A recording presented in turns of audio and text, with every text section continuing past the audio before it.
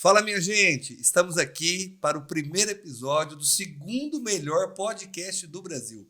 Eu sou Marcelo Alvo, estou aqui com uma figura genial chamada Pedrão. Pedro Cardoso, fala com a gente. Fala, gente! Muito obrigado por vocês estarem compartilhando com a gente, assistindo o nosso podcast, compartilhando as mensagens. Estamos começando o segundo melhor. Roda a vinheta.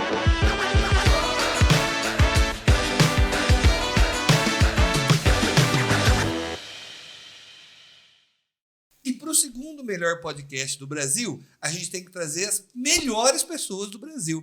E nós estamos com duas pessoas incríveis aqui. Um é o Fernando Simões, outro é a Ariadna. Eu quero falar dessas pessoas, porque além de respeito e admiração, eu tenho carinho por esses dois. E eu queria apresentar um pouquinho para vocês. Separei aqui, porque o currículo é grande, eu pedi para eles darem um resumido, mas esse povo não consegue resumir currículo, tá? Então eu vou contar um pouquinho do currículo dos nossos entrevistados aqui de hoje.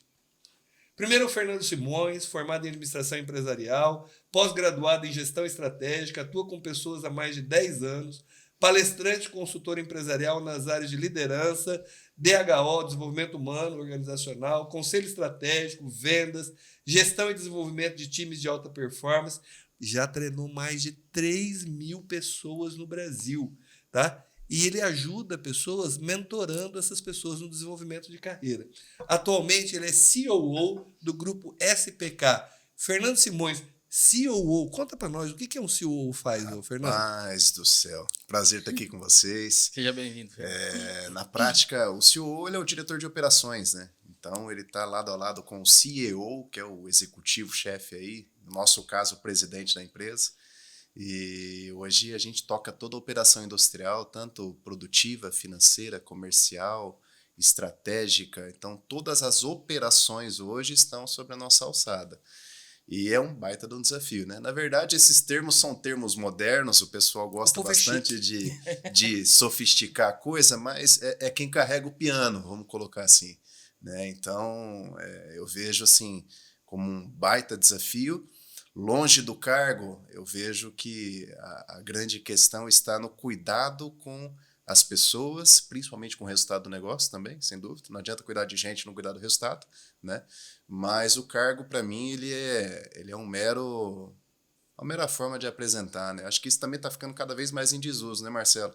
Tá. Antes de ser CEO, eu sou o Fernando, e pronto, final. Então, acho que aí é o que importa. Maravilha. Show. Eu tenho um carinho grande, o Fernando foi meu professor, me ensinou sobre comportamento humano, sobre inteligência emocional, e tem tanta coisa gostosa que eu queria compartilhar, que eu aprendi contigo, e vou estar perguntando isso ao longo do nosso bate-papo aqui. Acho que você tem muito a transmitir, e muito a comunicar, e inspirar pessoas, como você fez comigo. Com certeza. Obrigado por você estar aqui, Fernando. Tamo junto. Valeu, E eu Fernando, queria obrigado. apresentar uma outra pessoa maravilhosa. Ela é bonita por fora, ela é bonita por dentro, ela é bonita dos lados, que é a Ariadna.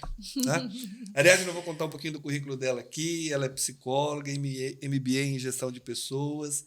Ela tem nesse MBA a parte de desenvolvimento humano de gestores pela Fundação Getúlio Vargas, especialista em competências de liderança e formação em análise transacional e comportamental. Ela é professora de gestão de pessoas em pós-graduação. Ela atua hoje como gerente de gestão de uma indústria alimentícia maravilhosa, que daqui a pouquinho eu vou contar um pouquinho dessa indústria. Inclusive, vocês estão vendo uns negocinhos aqui em cima da mesa? Foi um mimo, um carinho que a indústria dela, a Polpa Norte, fez aqui. Daqui a pouquinho eu falei, não, se a Polpa Norte vai estar aqui, né, apoiando esse evento, vamos deixar aqui para degustar esses produtos deliciosos, porque eu virei fã desse negócio aqui. Tá? Ela atua com todos os subsistemas, desde recrutamento e seleção, treinamento, desenvolvimento de pessoas, remuneração, cargos e salários, gestão de desempenho, sucessão, benefícios, diagnósticos organizacionais, pesquisas de clima, ações de relacionamento, definições estratégicas do negócio. Eu sou fã dessa mulher porque, gente, ela é muito inteligente. Eu já convivo com ela há algum tempo e eu sei como é gostoso ouvir ela falando, por isso que ela está aqui no primeiro episódio do podcast. Ou se pode. Pode isso, Pedrão? Se pode, Marcelo. Ariadna, a gente queria ouvir um pouco mais sobre a sua carreira, sobre como você chegou até aqui. Conta pra gente, pra quem tá nos assistindo, pra quem tá nos ouvindo também. E sem esquecer, tá? O assunto hoje aqui é gente. Nós estamos falando com duas pessoas de corporações grandes, que empregam muitas pessoas, que se relacionam com muitas pessoas. E o grande objetivo aqui é a gente falar, gente, como coexistir? Como coexistir? Nós estamos vivendo momentos diferentes, momentos difíceis. A gente parece que está tão difícil coexistir, coexistir com o contraditório, coexistir com a pluralidade, coexistir com o diferente. E o nosso bate-papo basicamente é como conseguir coexistir com inteligência, com sabedoria e, acima de tudo, entendendo que o diferente é bom. Acima de tudo, entendendo que é na diferença que a gente vai conseguir desenvolver. Não é na conformidade, não é todo mundo pensando igual, mas é justamente com pensamentos e propostas diferentes que a gente consegue construir coisas diferentes. E a humanidade evoluiu pensando diferente. Alguém tem que pensar diferente para que se crie uma evolução e algo novo. Então, basicamente, o cerne do nosso bate-papo é falar sobre gente, gestão, sobre o mundo corporativo, mas dentro desse contexto de conseguir coexistir, que nós estamos tendo dificuldade com isso hoje. Sim. Por favor. Oi, Marcelo. Oi, Pedro. Oi, Fernando. Que prazer estar aqui com vocês. Obrigada pelo convite. Foi maravilhoso. Quando o Marcelo fez esse convite, eu falei, uau, muito audacioso. Será que, né? Como vai ser? E eu amei, né? Ou se pode, né? Como pode, né? Como pode as coisas no nosso mundo corporativo, né? Mas, gente, que prazer. Então, eu sou Ariadna. O Pedro comentou um pouquinho, pediu para eu falar um pouquinho da minha trajetória. Eu tenho 14, 15, 16, quase 17 anos de profissão. Eu vim da área de psicologia, né? Eu fiz psicologia e todo mundo fala, né? Vamos ser clínicas? Vamos clinicar, vamos ir para a área de comportamento humano. E eu fui para a área de comportamento humano, mas na área organizacional. Então, logo no 3º ano de faculdade, eu comecei um estágio numa indústria, o Laticínio Leite Líder. Então, lá eu trabalhei 3 anos, já terminei, né? Fiquei lá até o último ano de faculdade e já estava efetiva, né? Deu certo, amei a área, amei a área organizacional. Todo mundo indo para a clínica, eu falei, eu vou ser diferente, porque eu gosto de ser administradora, porque a área organizacional ela exige que você seja um pouquinho mais, né, administradora. De gente, mas muitas vezes de negócios, porque você precisa estar totalmente inteirada com o negócio para dar resultado mesmo, para a sua área dar resultado. Porque a organização dando resultado, as pessoas ganham. Não existe empresa 100% com funcionário 50%, e vice-versa também não dá, né? Então, logo depois do líder, eu fui para uma instituição financeira cooperativa, que eu fiquei quase 11 anos, uma das melhores empresas do Brasil para se trabalhar no Brasil mesmo, efetivamente, uma empresa fantástica.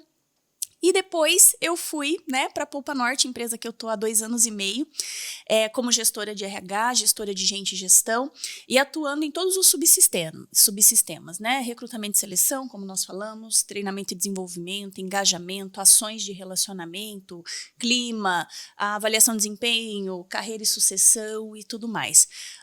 Hoje nós temos uma equipe de 10 pessoas, é uma equipe maravilhosa. Uma equipe... Eu estou há 2 semanas de férias, me ligaram muito pouco, então... E nós estamos em safra, né? Polpa Norte safra, tanto lá no Pará como aqui, né, no Paraná. Aqui vai ser verão, então nossa safra está chegando, e lá é a safra do açaí. Quando a gente faz o despolpe efetivo do açaí, do fruto, né? Ah, vem de lá, então. Vem de lá, vem do Pará. Então lá a gente despolpa, o açaí chega, a gente despolpa, congela e ele vem, né, de carreta para cá, congelado, e é aqui que a gente faz o mix. Esse ano o objetivo é fazer mix para lá também, para que a gente já atenda o Norte e Nordeste também. Esse é um objetivo aí, né, de curto prazo. Então, no grupo hoje, é uma empresa de 28 anos, fez 28 anos há pouco. Na safra a gente chega a 850 colaboradores, mais ou menos. Né, que de agora para dezembro, 800, chega a 850. Né? É bastante gente. E agora a gente está com aproximadamente 600 colaboradores. Eu saí de férias, abriram as 200 vagas do Pará. Olha que coisa boa para a gente contratar agora para o dia 1 de agosto. Nossa, ouvindo num mercado desse, falando em contratar mais de 200 pessoas, eu fico até alegre. Ai, que delícia! E vai dar certo, e a gente consegue, e dá certo. Então é isso, gente, é um prazer estar aqui com vocês. Espero que a gente plante uma sementinha aí em cada pessoa que está ouvindo esse podcast, e que vocês também tragam futuros objetivos aí para que esse podcast seja um sucesso aí, a gente trate vários temas legais. Maravilha. Esse é o objetivo. Falar do cotidiano nosso, com verdade, com transparência. Tem uma coisa que a gente procurou, eu e o Pedro, quando a gente estava conversando, não vamos ficar dando receita de sucesso. Eu até não temos, não né? Acredito, né? Não temos. Eu não acredito porque se você mudar o contexto, muda a receita. Então, nós vamos falar de alguns contextos e eu tenho uma proposta aqui que eu fiz com o Pedro da gente falar de insucessos. Porque ninguém quer contar os insucessos, né? Rapaz, eu tenho para contar, hein? Se eu fizer uma lista aqui para vocês, mas eles nos ajudam. Eles nos ajudam também a direcionar no que não fazer ou em que pode dar errado. Então, a gente vai também contar um pouquinho, não dos cases de sucesso, mas vamos contar muito dos cases de insucesso. Tem uma coisa que você falou aqui que me chamou a atenção, Ariadne. Eu quero compartilhar porque eu não sabia e eu tenho que abrir o jogo para vocês. Eu sou leigo nesse assunto. Eu não sabia como que extraía o fruto, porque é um processo extrativista, né? Eu não sabia como que extraía o fruto do açaí, né? Eu passei a comer açaí depois que eu conheci a Polpa Norte, gostar do produto, porque eu tinha uma imagem um pouco pejorativa, aquela história de que o produto tem gosto de terra, né? Tem esse... Todo mundo tem essa Todo conversa. mundo tem essa conversa. E eu não gostava muito, até eu consumir o produto. Até que eu trouxe para vocês experimentarem aqui. Porque eu virei fã. Agora eu faço isso daqui. Do de banana, então, né, Marcelo? Eu acho até tem que eu deixar tinha que ganhar. barril para ele. Eu acho que eu tinha que ganhar royalties desse negócio. Porque eu faço propaganda, ninguém me paga impulsionamento, fracionamento. Eu acho que eu tinha que ganhar. Mas Tem vamos lá. tráfego pago. Pedrão, quando eu vi como que os caras extraem a fruta do pé, o cara sobe, é o peçonheiro. Ele sobe Como no que é o pé nome? dessa... Peçonheiro. Eu nem sabia nem que tinha nome pra isso. Ele Não, sobe, verdade. ele sobe no pé de açaí, num modelo como se fosse com uma fita do lado de lá, vai lá em cima, corta o galho, que é como se fosse um cacho de uva gigantesco. Isso, é num coqueiro, né? coqueiro. E aí ele sobe um coqueiro, então é alto, É bem alto, muito ele vai lá. alto, não é pouco, não. É. Quando eu falei, mas esse é o processo que você extrai o açaí? É. Esse é o processo que você extrai o açaí. Achei fantástico. Eu passei a respeitar muito. E aí, quando eu passei a entender as comunidades que estão em torno do açaí e como ele gera riqueza para comunidades muito pobres, muito distantes. Comunidades Eu falei, ribeirinhas. gente, olha como é que um simples copo de açaí que chega pronto aqui para mim, como ele tem uma história de engajamento com uma população, com uma comunidade, com pessoas daquela região. Eu achei lindo. E é uma indústria monstruosa que está por trás do açaí e com uma população muito carente, que às vezes precisa de relações e políticas públicas mais adequadas para poder dar uma condição de vida melhor. Achei lindo, tá? Uma outra hora a gente fala mais sobre isso. Quero te agradecer, Ariadna, pelo processo. A gente vai falar muito sobre isso, a gente vai falar nesse primeiro momento agora sobre o mundo corporativo. Quando a gente fala em quantidade de pessoas, né, Pedrão? Ah, mas tem 600, 700, 800 pessoas. Não é brinquedo colocar tudo isso junto. Até porque nós estamos falando, a primeira palavra aqui foi viver em um mundo plural. E eu acho que já ouvi esse jargão alguma vez, mas nunca na história desse país nós tivemos vivendo num mundo tão plural como nós vivemos. Nós vivemos num mundo Pós-pandemia ainda. né? Pós-pandemia, um mundo plural, de ideias diferentes, de propostas diferentes. E eu acho que nós estamos aprendendo com tudo isso. E é o aprendizado. Tem uma frase que eu gosto, que é da TV Cultura. Ela não fala que são as respostas que movem o mundo. A propaganda deles são as perguntas que movem o mundo. E essa é a proposta desse podcast. A gente poder formular perguntas para ajudar as pessoas a encontrarem as suas respostas. Até porque nós não temos resposta para todos os contextos de todas as pessoas. Faz sentido isso, Pedro? Claro que faz. E assim, é interessante ver uma visão diferente da nossa. Como o Marcelo falou, a gente não tem resposta para tudo. E é muito bacana a gente entender como que é o processo de administração de uma quantidade grande de pessoas, uma quantidade menor de pessoas, sabe? Porque a gente sabe que há conflitos em todas as áreas, sabe que as pessoas são diferentes umas das outras, então se tem a dificuldade de achar profissional, a dificuldade de manter, a dificuldade muitas vezes de você, além de recrutar e manter, você fidelizar esse profissional dentro da empresa, fazer com que ele vista a camisa efetivamente do negócio, né? Então, a gente trafega por várias áreas que muitas vezes a gente não tem resposta para saber como lidar com diferentes tipos de pessoas.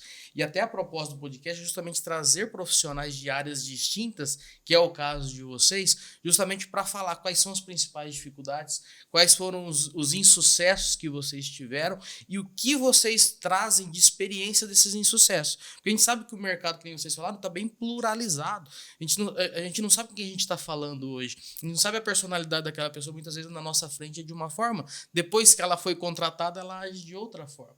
Então, isso pode acabar dificultando os processos e a efetivação das pessoas e o compromisso dessas pessoas dentro da empresa. Não sei se eu estou sendo claro em relação a isso, mas eu entendo que existem muitos tipos de personalidade. Eu gostaria muito de saber de vocês. O Marcelo listou algumas perguntas que eu achei fantásticas, as perguntas que ele listou aqui. Eu gostaria que ele fizesse as perguntas para vocês, para a gente entender mais esse mundo da contratação, da gestão das pessoas, porque a gente vê que há dificuldade das pessoas entrarem, se manterem dentro do negócio, não quererem sair. Não gostei, tô saindo. Porque a gente sabe que hoje em dia é assim. Né? Não gostei, tô saindo, vou buscar. E o mercado não tá assim tão legal para ficar se saindo do trabalho. Né? A gente não pode ficar escolhendo mais. Relacionamentos. Eu vou aproveitar essa palavra que você usou e eu vou jogar pro Fernando Simões. Vamos lá. Ele é um especialista em relacionamento,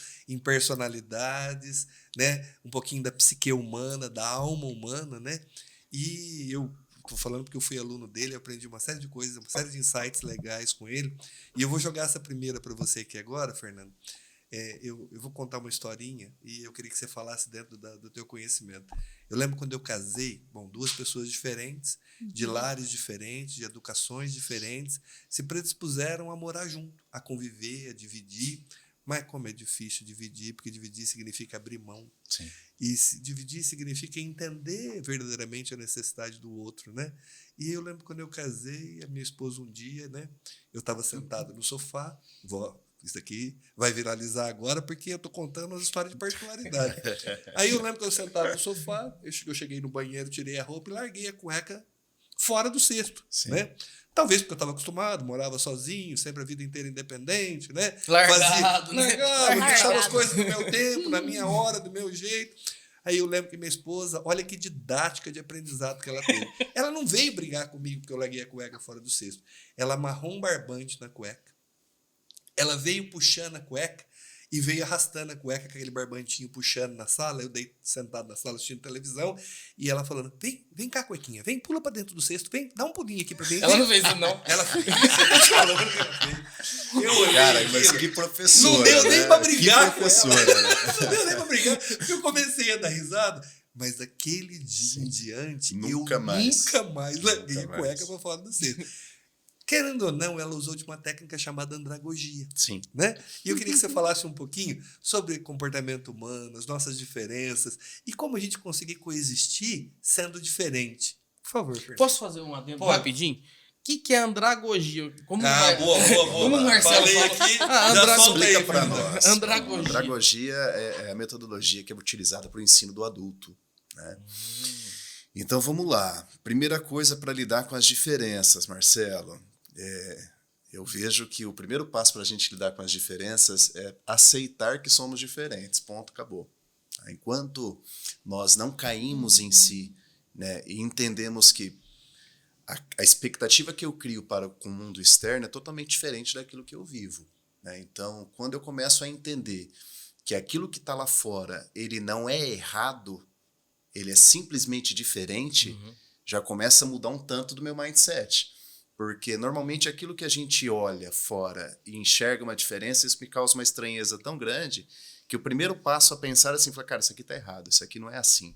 Não poderia ser assim, sabe? Aquilo que está lá fora é diferente, mas não é errado. Sim, só é diferente. Sim. Depende do ponto de vista da perspectiva. Tem um escritor americano, o tal do Dale Carnegie, né? Um cara fantástico aí, autor de alguns best-sellers. Ele trazia em um dos seus princípios de relações humanas a seguinte frase: nunca diga que o outro está errado. A pessoa que está lá fora, ela nunca está errada, ela simplesmente está defendendo o ponto de vista dela. Então eu nunca posso confrontar alguém falando assim, cara, isso que você está falando para mim, Pedro, não é verdade.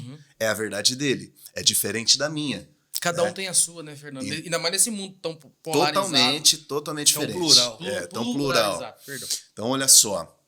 São inúmeras as personalidades, os comportamentos, as formas como as pessoas reagem. Olhando para o ambiente familiar, então, você falou do relacionamento, é um baita de um desafio, porque você coloca realmente dois mundos dentro de um único mundo e agora você precisa coexistir dentro daquele mundo, lidando com essas diferenças todas. E é uma adaptação. Né? Eu vejo assim, seja no ambiente familiar, seja no ambiente corporativo, não tem como eu viver com as pessoas sem de fato estar presente com elas. Se eu quero entender de gente, eu sempre disse isso para os meus Fala isso alunos. de novo, Fernando. Adorei isso. Vamos lá. Foi profundo isso aí. Quero ver se eu repito aquilo que eu falei agora. Vamos lá. Mas assim, não tem como eu querer lidar com pessoas sem de fato estar presente na vida delas. Estar presente, gostei disso. A liderança é presença. O relacionamento é presença. Então, não tem como eu querer entender de gente sem estar com as pessoas. O que mais a gente vê por aí, né? Vamos falar do ambiente corporativo Sim. nosso, né? Tem um profissional de entrevista. Eu já contratei RHs assim com um currículo absurdo. Uma vez, uma historinha bem rápida, pode? Claro, aqui Ou o se seu- pode. seu- Pode. Ou se pode. Vamos lá. É aqui que pode? Eu contratei- Ou se pode. Eu contratei uma RH uma vez, a gente estava com um desafio numa outra indústria que eu trabalhei, um desafio gigante de gente. E essa pessoa, ela veio para a entrevista não com currículo, mas com portfólio, sabe? Ela tinha feito até casamento corporativo. Para 2.000 pessoas, uma coisa absurda. Eu olhei para o presidente da empresa e falei assim, cara, agora a gente resolveu o problema de gente. Resolvemos.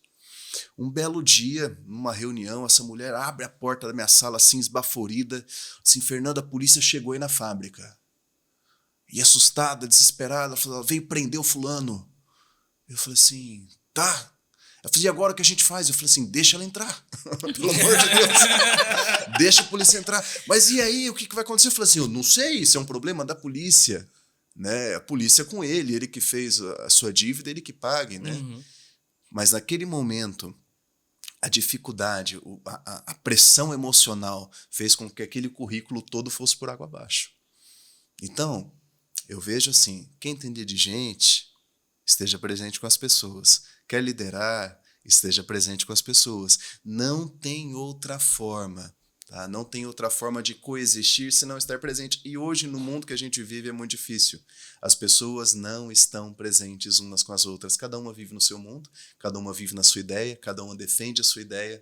Né? E aí a coisa começa a entrar numa complexidade que muitas vezes precisa de um recurso maior aí para lidar com isso tudo. Embora Fernando, seja... você está dizendo que a proximidade gera maior empatia. Total. E aí, gerando maior empatia, eu consigo lidar melhor com essas diferenças, é isso? Exatamente. Então, Eu porque, amei. na Amei verdade, isso, a empatia nada mais é. O pessoal fala muito sobre empatia, é bonito, né?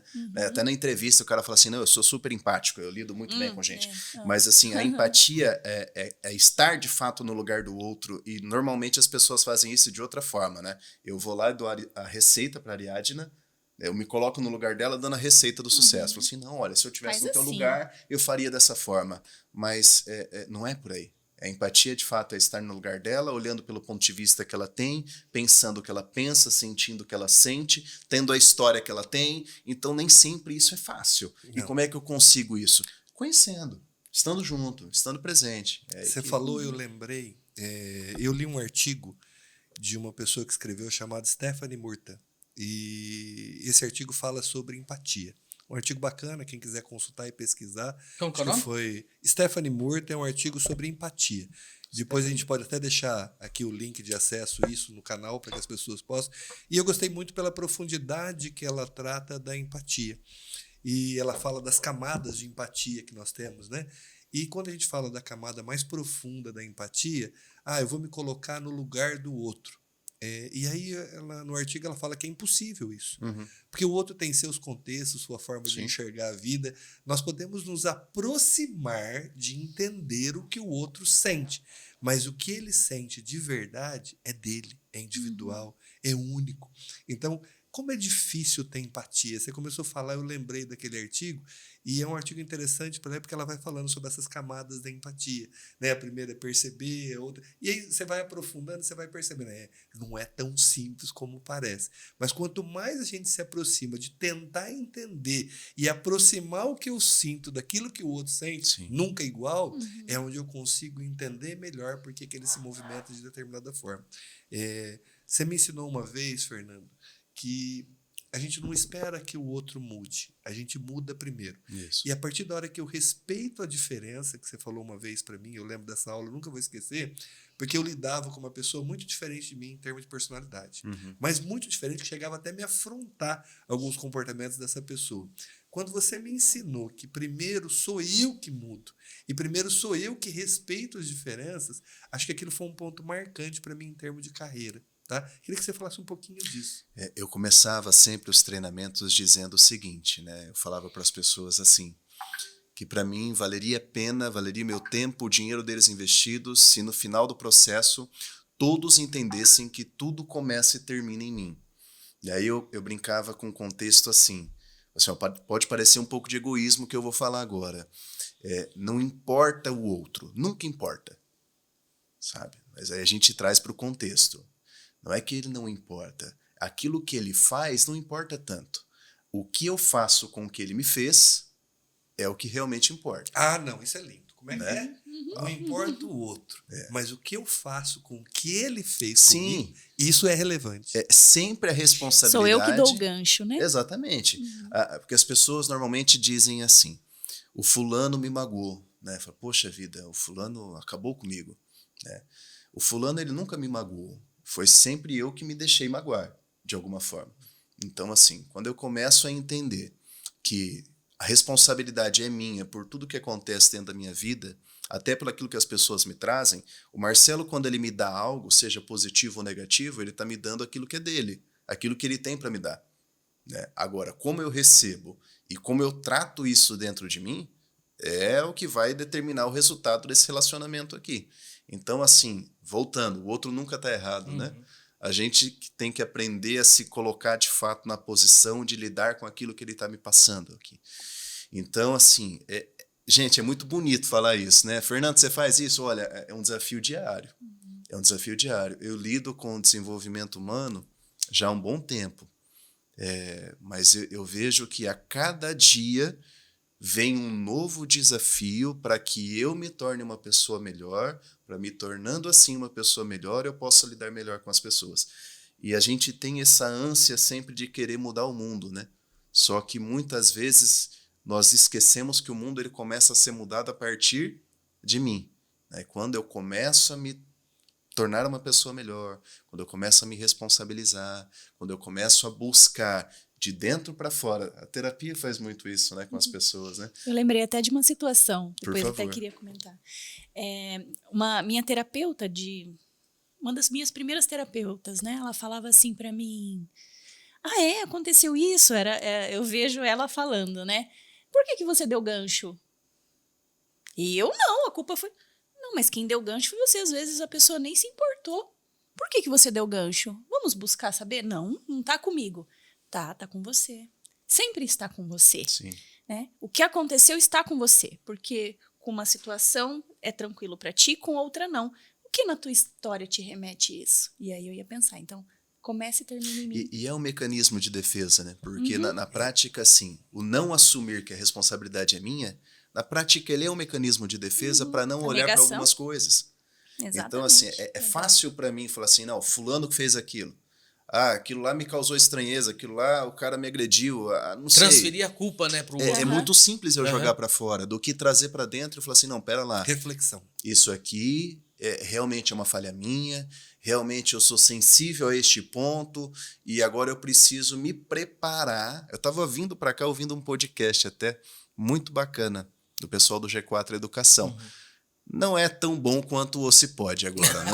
Não é tão bom quanto. Eles são o terceiro melhor. Ele é o Eles terceiro. são o terceiro melhor Isso. podcast do Não é Brasil. tão bom quanto. Mas lá, um professor de jiu-jitsu estava falando sobre questões de equipe, de liderança, e ele trazendo uma frase daquele cara, eu não lembro o nome dele agora, tá? Que controla o UFC no mundo. O Dana White. Ele, numa das suas palestras, falando para a moçada assim, fala, gente, vamos se preparar e vocês têm uma oportunidade de geração de alcançar o sucesso de uma forma muito mais rápida do que qualquer outra geração nesse mundo. Tá assim hoje, né? Porque a geração que está aí, com perdão da palavra, é um bando de bunda mole. Nunca antes na história desse país, tivemos uma geração tão frágil emocionalmente para lidar com as coisas. Então, aquele que começa a se responsabilizar e para de dar desculpa e começa a levantar um pouco a bunda da cadeira para se preparar de uma forma melhor, ele vai estar sempre na frente. Ele vai se destacar muito mais fácil.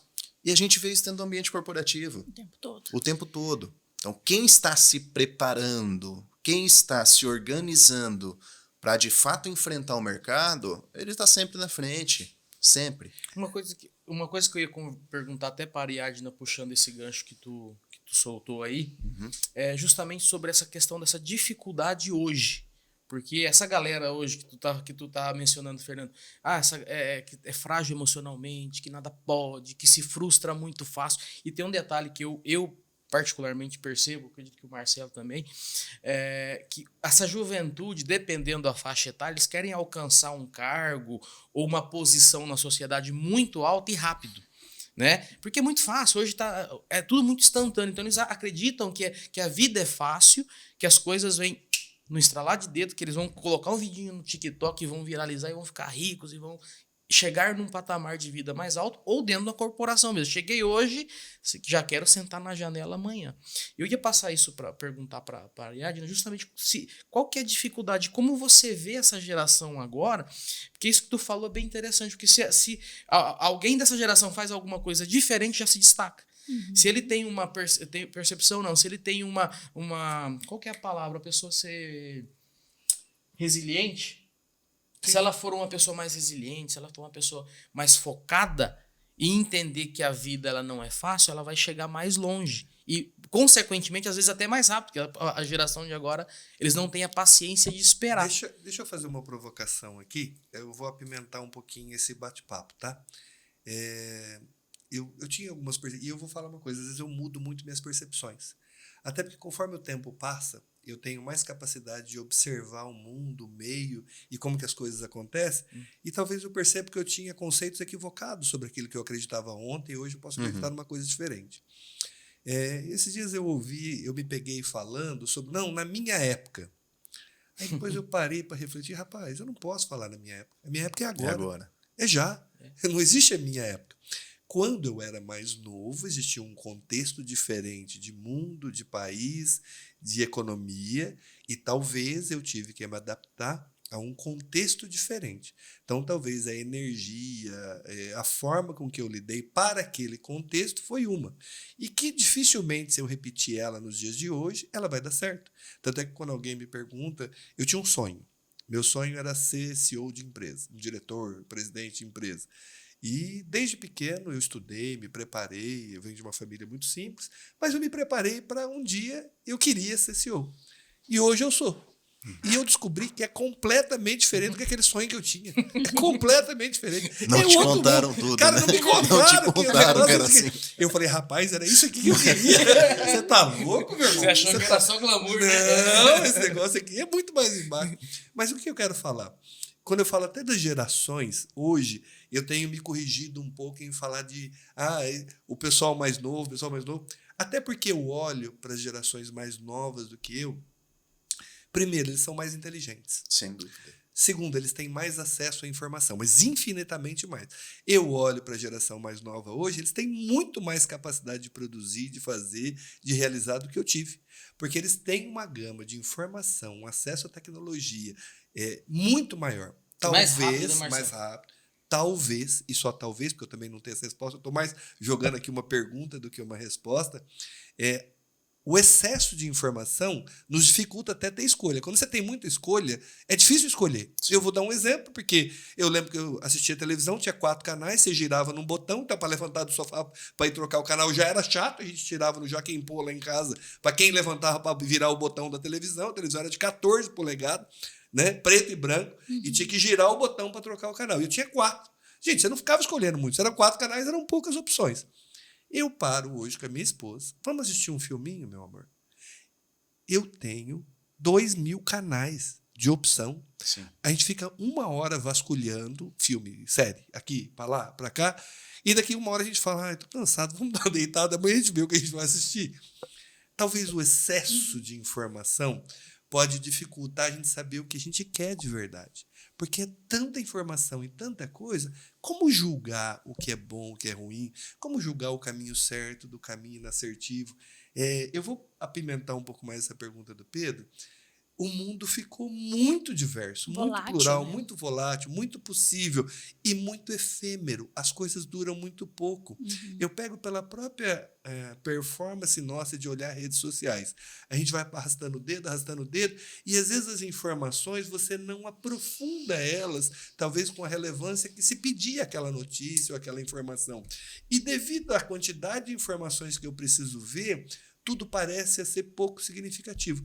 Seria esse um motivo da velocidade emocional, da alma, da mente, do coração, em experimentar tanta coisa e talvez eu não aprofundar com a devida atenção que eu deveria dar para as coisas que têm mais relevância ou que impactariam de maneira mais profunda na minha vida, nas minhas decisões, na formação da minha personalidade, naquilo que é importante para o coletivo, devido ao excesso? Eu não sei, é mais uma pergunta. Eu queria ouvir, Ariadna, você que contrata gente, que mexe com comportamento, com relacionamentos, com conflitos e confrontos, né? Definindo a diferença aqui para poder facilitar a tua resposta. O conflito é aquilo que nós divergimos em ideias, na maneira de acreditar, em nossas perspectivas, a partir dos nossos contextos de vida, mas que eu acho salutar para a gente poder sentar e discutir e, de repente, propor um novo caminho, uma nova maneira de seguir. O confronto não, é quando eu penso em subjugar a sua ideia, a sua posição, a partir de que eu estou certo e você está errado. Queria falar um pouquinho, vou lançar primeiro para a área aqui. Eu estou falando porque a gente fala de gerações mais novas e às vezes eu tenho um sentimento dentro de mim. Não, eu sou essa geração. Eu tenho que viver esse contexto, nesse momento, dessa forma, e entendendo que essas pessoas mais novas do que eu estão vivendo um momento do mundo muito diferente do que eu vivi, com muito mais possibilidades. E talvez as coisas se tornem mais efêmeras, com menor intensidade de duração, porque você precisa viver uma quantidade de coisas muito grandes. E é difícil para o cérebro absorver tudo isso. Ariadna, conta para mim um pouquinho sobre a tua percepção sobre isso. Marcelo, são respostas que realmente eu não tenho, né? São coisas que... São dúvidas Gostei, que se o não tempo... tem é porque a gente vai provocar. Olha que gostoso, né? Mas eu muitas vezes me vejo pensando. O que hoje eu consigo dizer para vocês, né? Que você tem que olhar onde você está inserido. Hoje eu estou numa organização que tem sua cultura, seus valores, seu modelo de trabalho, e ela tem desafios, uma visão de futuro. Tem muita coisa que é bacana, tem muita coisa que precisa evoluir, porque ela tem uma visão de futuro, ela tem um objetivo. E então ela tem que se adequar. No nosso tempo, todas as vezes que a gente reflete sobre isso, no nosso tempo, né? Era mais certo, mais errado que hoje? Não sei.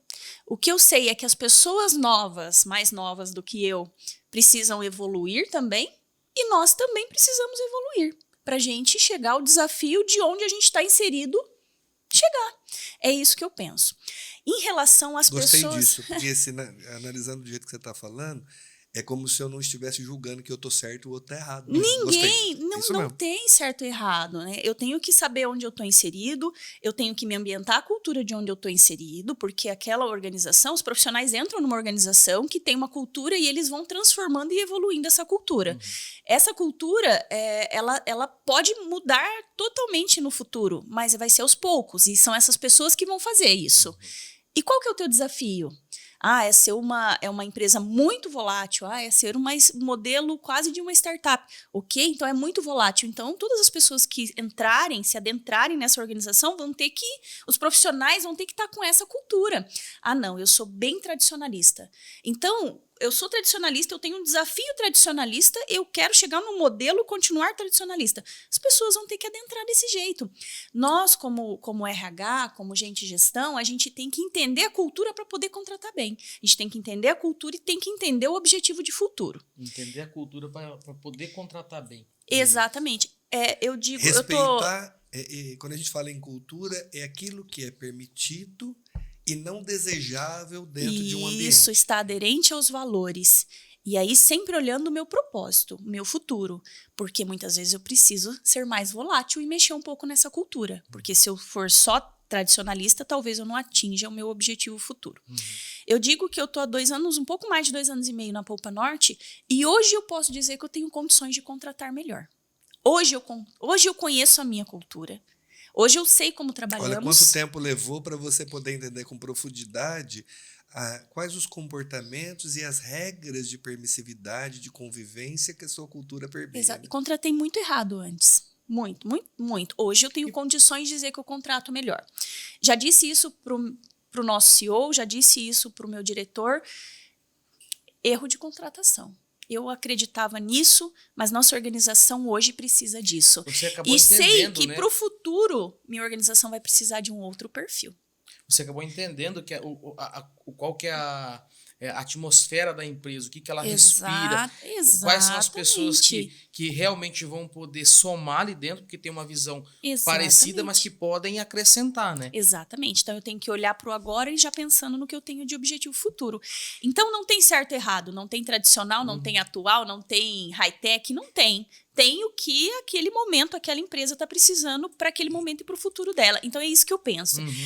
O que eu percebo em vários processos, voltando daí um pouquinho para a tua pergunta, é que eu não sei se, vamos dizer, nesses 16 anos de profissão, as pessoas eram menos frágeis emocionalmente do que hoje elas demonstram no processo seletivo. As pessoas, elas começam muitas coisas e não terminam. Isso num processo de... Eu falo que cada pessoa, às vezes eu atendo 10 pessoas num dia só. Para mim é quase que um processo de terapia, de coach, de transferência. É uma delícia. Gente, como eu amo conversar com as pessoas, conhecer e saber. E a gente vai vendo o que tem de potencialidades, o que tem de dificuldades, e todo mundo tem isso, né? Todo mundo tem várias coisas positivas e coisas a desenvolver, tudo bem. E hoje eu vejo que as pessoas estão muito frágeis emocionalmente, de realmente... Questão de desestrutura familiar, começando ali pela questão familiar, depois indo para a parte educacional de começo, não termino, e depois para a parte profissional, pulo, nunca me encontro, e o problema é alheio, o problema não é meu, né? Eu não olho para mim, não olho para o que aconteceu. Então, muitas respostas de é culpa do meu gestor, é culpa da minha empresa, é culpa... eu não estou dizendo que não é. Eu estou dizendo que, às vezes, a dificuldade de lidar com aquelas frustrações. E ontem eu fui comprar um presente, que hoje nós temos um aniversário de uma amiguinha do meu filho. Eu fui na Americanas, fui lá, comprei o presente e meu filho saiu aos prantos, né? Porque ele queria dele. Um presente para ele também. Falei, mas o aniversário não é seu, o dia não é seu. E olhei para aquilo e falei, nossa, será que eu tô lidando da melhor forma? Porque como é difícil eles lidarem com a frustração. E antes eu não tinha tantos brinquedos, eu não tinha acesso a tanta coisa, né? Mas será que eu tô errada de levar ele a ter muito acesso e ele tá certo de sair chorando? Então são coisas assim que como é difícil lidar. Mas nós temos que evoluir para buscar os melhores caminhos, né? Mas lidar com frustração faz bem, gente. A gente tem que... essa questão de fragilidade emocional de muitos jovens, de muitas pessoas, até 30 anos, eu digo mais, isso está sendo muito perceptível nas entrevistas, isso está me preocupando um pouquinho. E voltando a falar de mercado, né? Eu estava contando na estrada para o Marcelo, eu divulguei uma vaga 2 semanas atrás, eu coloquei tráfego pago para ela, impulsionei ela por 5 dias. Em uma vaga eu tive 700 candidatos em 5 dias. Que tipo de vaga? Nenhuma ferramenta. De gerente. De gerente. Uma posição de gerente. São 700 candidatos para morar no interior. E vou dizer, de 700 eu vou tirar uns 50 currículos efetivamente para atender uns 30 para selecionar um, né? Então, o que está acontecendo no nosso mundo? Isso me preocupou, porque é uma posição de gerente. Eu não estou falando... Ela exige mais. Ele exige bem mais. Não total disponibilidade. Não nenhuma outra, mas ela exige um pouco mais. Ela tinha pré-requisitos para você estar aderente à vaga. Então, esses 700 é os que passaram nos meus pré-requisitos, que eles têm que responder, né? Então, se tá toda assim, aí ele entra na vaga. Passaram no requisito? Passaram no requisito. Ou seja, exatamente, eu faço pré-seleções então, ali por questões, por exemplo, formação superior em tal. Você tem? Se sim, você continua dentro daqueles. Se não, você, né? A ferramenta mesmo, ela te elimina. Disponibilidade de residir em tal lugar ou na região. Se você não tem, ela já te elimina. Porque são base, são essência, né? Como um gerente de exportação, inglês, espanhol, se ele não tiver, ele já vai ser eliminado, ponto. Então, são 700 pessoas, né? Então, gente, Então, são dúvidas que realmente eu tô buscando resoluções aos pouquinhos no dia a dia de vida. Você contou uma coisa aqui e me fez lembrar dos processos seletivos, quando eu era... Eu não sou tão velho, né? Mas estou com 53 anos, então quando eu olho, quando eu era bem mais jovem, tá? E eu lembro que ia para uma entrevista e as pessoas contavam dos seus cases, dos seus sucessos, né? Me parecia que você não podia contar nada errado. Se você tivesse alguma coisa imperfeita na tua vida, parece que você não servia para aquela posição. E eu sempre enxerguei isso com muito desconforto. Até porque eu falava, rapaz, será que eu sou um ET? Porque, cara, eu erro tanto, eu tô tanto flopado na vida, não é possível que eu sou um ET. E eu olho hoje, a gente era muito cobrado a ser correto, a ser perfeito, sobre um padrão, sobre um estereótipo que rotulavam para mim, mas que eu não me encaixava naquilo de jeito nenhum. E quando eu olho profundamente, estou falando agora de questões emocionais, tá? E não estou botando a culpa em ninguém, estou só contando um pouquinho para a gente poder aprofundar esse assunto. Eu lembro meu pai sempre foi uma pessoa muito firme, muito dura, e eu tinha dificuldade de entender. Meu pai me colocou com 8 anos de idade para vender na rua, ser ambulante junto com ele, e aquilo me incomodava tanto, eu ficava com raiva, de verdade, eu tenho que falar, eu ficava com raiva daquilo, porque eu queria estar brincando, eu queria estar fazendo outras coisas, eu não queria estar na rua vendendo. Mas para o contexto da época, hoje, da cadeia, né? Hoje ele é preso, tá? Mas para o contexto da época de escassez, de não existir emprego, de dificuldade, hoje eu entendo isso, na época eu não entendia, eu ficar na rua vendendo, sábado, domingo, que eram os dias que eu podia estar brincando, jogando bola, fazendo alguma coisa. E eu olhei, meu pai não fazia aquilo como uma forma de me disciplinar. Não era punição, Não né? era punição. A gente entendia que era uma Eu punição. achava que era punição. Era uma necessidade. Ele precisava levar comida para casa. E, de alguma forma, do jeito dele, com a falta de estudo e com a realidade de quem veio do Nordeste, com uma roupa nas costas, uma trouxa de roupa nas costas, só. E foi para São Paulo tentar a vida e tentar fazer alguma coisa. Era um jeito de tentar sobreviver, de botar comida para dentro da mesa. E da maneira dele, com os contextos dele, com aquilo que era permeado na mente dele, ele queria dizer para mim assim, cara, a vida é difícil. Se você não sentar aqui e não se virar, ninguém vai fazer isso por você. Logicamente que esse contexto, em algumas formas, pode ter criado alguns perfis de comportamento inadequados em mim, mas me criou muita capacidade de resistência, né? Eu vi que isso, ao longo da vida, fez com que eu fosse mais forte para resistir à adversidade, resistir à dor, resistir à frustração. Talvez a escassez e a adversidade me tornou mais forte. Talvez. Não sei responder isso em verdade. E talvez hoje eu olhe para o meu filho e pela condição que eu tenho, pelo que eu desenvolvi na vida, eu posso dar uma vida muito melhor para ele. Mas talvez a ausência dele ter passado por dor, por uma série de coisas, também pode ser, também não estou afirmando, que o nível de resistência seja diferente. Embora ele tenha muito mais inteligência, muito mais capacidade de produzir pelo nível de informações que ele tem do que eu tinha na época dele, mas talvez a resistência pode ser diferente. Para você, Fernando, como é que é isso? Eu estou te contando o meu caso, mas também não tenho resposta. São só percepções da minha alma. Eu queria te ouvir. Eu posso fazer uma adendo antes do Fernando falar? Porque assim, ó, eu tenho um piazinho agora de 1 ano e 4 meses, vai fazer a coisa mais linda do planeta. Corujaço. Nossa senhora. Mas assim, eu era uma pessoa que eu falava abertamente, eu não quero ter filho. Eu falava isso pra todo. Assim, hoje eu me arrependo e peço perdão pra Deus pelo que eu falava. Porque era uma coisa, quero viajar, quero não sei o quê. E aí veio um pituquinho desse tamanho, entendeu? Tá lá em casa, bagunça a minha casa inteira, mas eu acho isso maravilhoso. Só que sabe o que é interessante? Isso que o Marcelo falou de filho e tal. Hoje, eu falo assim, eu não quero que ele passe o que eu passei. Mas ao mesmo tempo que eu falo isso, eu acho errado eu pensar assim. Porque que nem o Marcelo teve a infância dele, eu também tive a minha, que eu tive que ajudar meu pai como pedreiro, batia massa, aquela coisa toda, sábado, domingo, queria brincar também e não podia, chegava da escola e ia para trabalhar. Eu ficava pistola com o negócio, entendeu? Só que eu acredito que isso fez ter uma resistência para falar assim, não, eu não quero isso para minha vida, entendeu?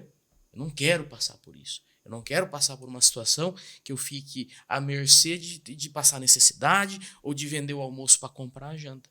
Ou de ter que meu filho, um dia, se eu tiver, ter que trabalhar duro para poder se sustentar ou para ajudar em casa. Talvez a gente quis aliviar muito. Não sei. só Talvez. que tem um detalhe. Da mesma forma que eu falo assim, não quero que ele passe por isso, eu acho que ele tem que passar por algumas situações para que lá na Não frente... necessariamente iguais. Não necessariamente iguais, mas Pra que criar lá... uma casca, Pra né? criar uma casa, top. Sabe por quê? Porque eu acho assim, lá na frente ele tem que ser forte, sabe? Eu assisti um podcast, não, perdão, um vídeo do Pablo Marçal que ele fala sobre isso. Ele fala que ele treina os filhos dele para os filhos dele serem os caras ser porreta.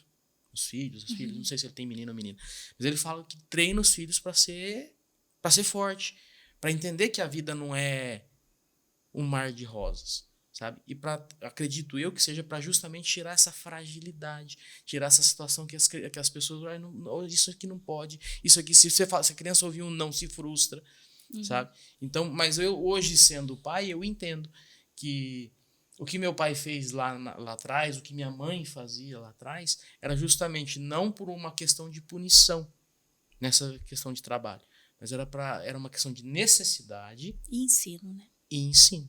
Então hoje eu dou valor nessas coisas e eu vejo que muitas vezes as pessoas não entendem disso. Deixa eu aproveitar e fazer uma sacanagem aqui. O Pedro falou de família, Lá tá? vem. Eu tenho que contar uma boa pra vocês. Eu tenho que cortar o ritmo aqui, a pergunta tá boa. Mas o Pedrão quis fazer uma média. Né? Pegou o filhinho dele, tava toda a família dele lá reunida. Lá Tá? vem. Toda a família dele Eu reunida. não conto mais nada pra você, não.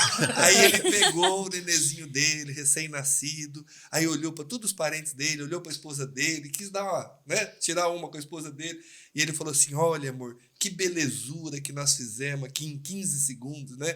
A mulher dele olhou para todo mundo e falou: não deu tudo isso tempo, não, filho, não deu tudo isso tempo.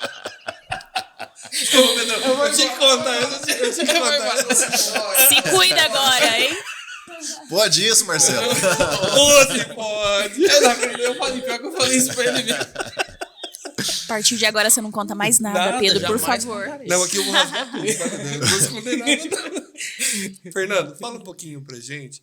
Eu sei que nós divagamos muito Sim. aqui, mas vamos voltar. O assunto é nossas questões emocionais. Nós herdamos questões emocionais, né? Muito fortes do nosso meio, da influência da nossa educação, da influência dos nossos pais. E eu não estou falando isso aqui como culpa.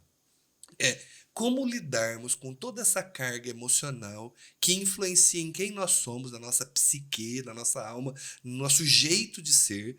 Como lidarmos com todas essas questões no sentido de a gente conseguir entender o nosso próximo e nós conseguirmos nos relacionar da melhor forma possível, mesmo que com personalidades tão antagônicas.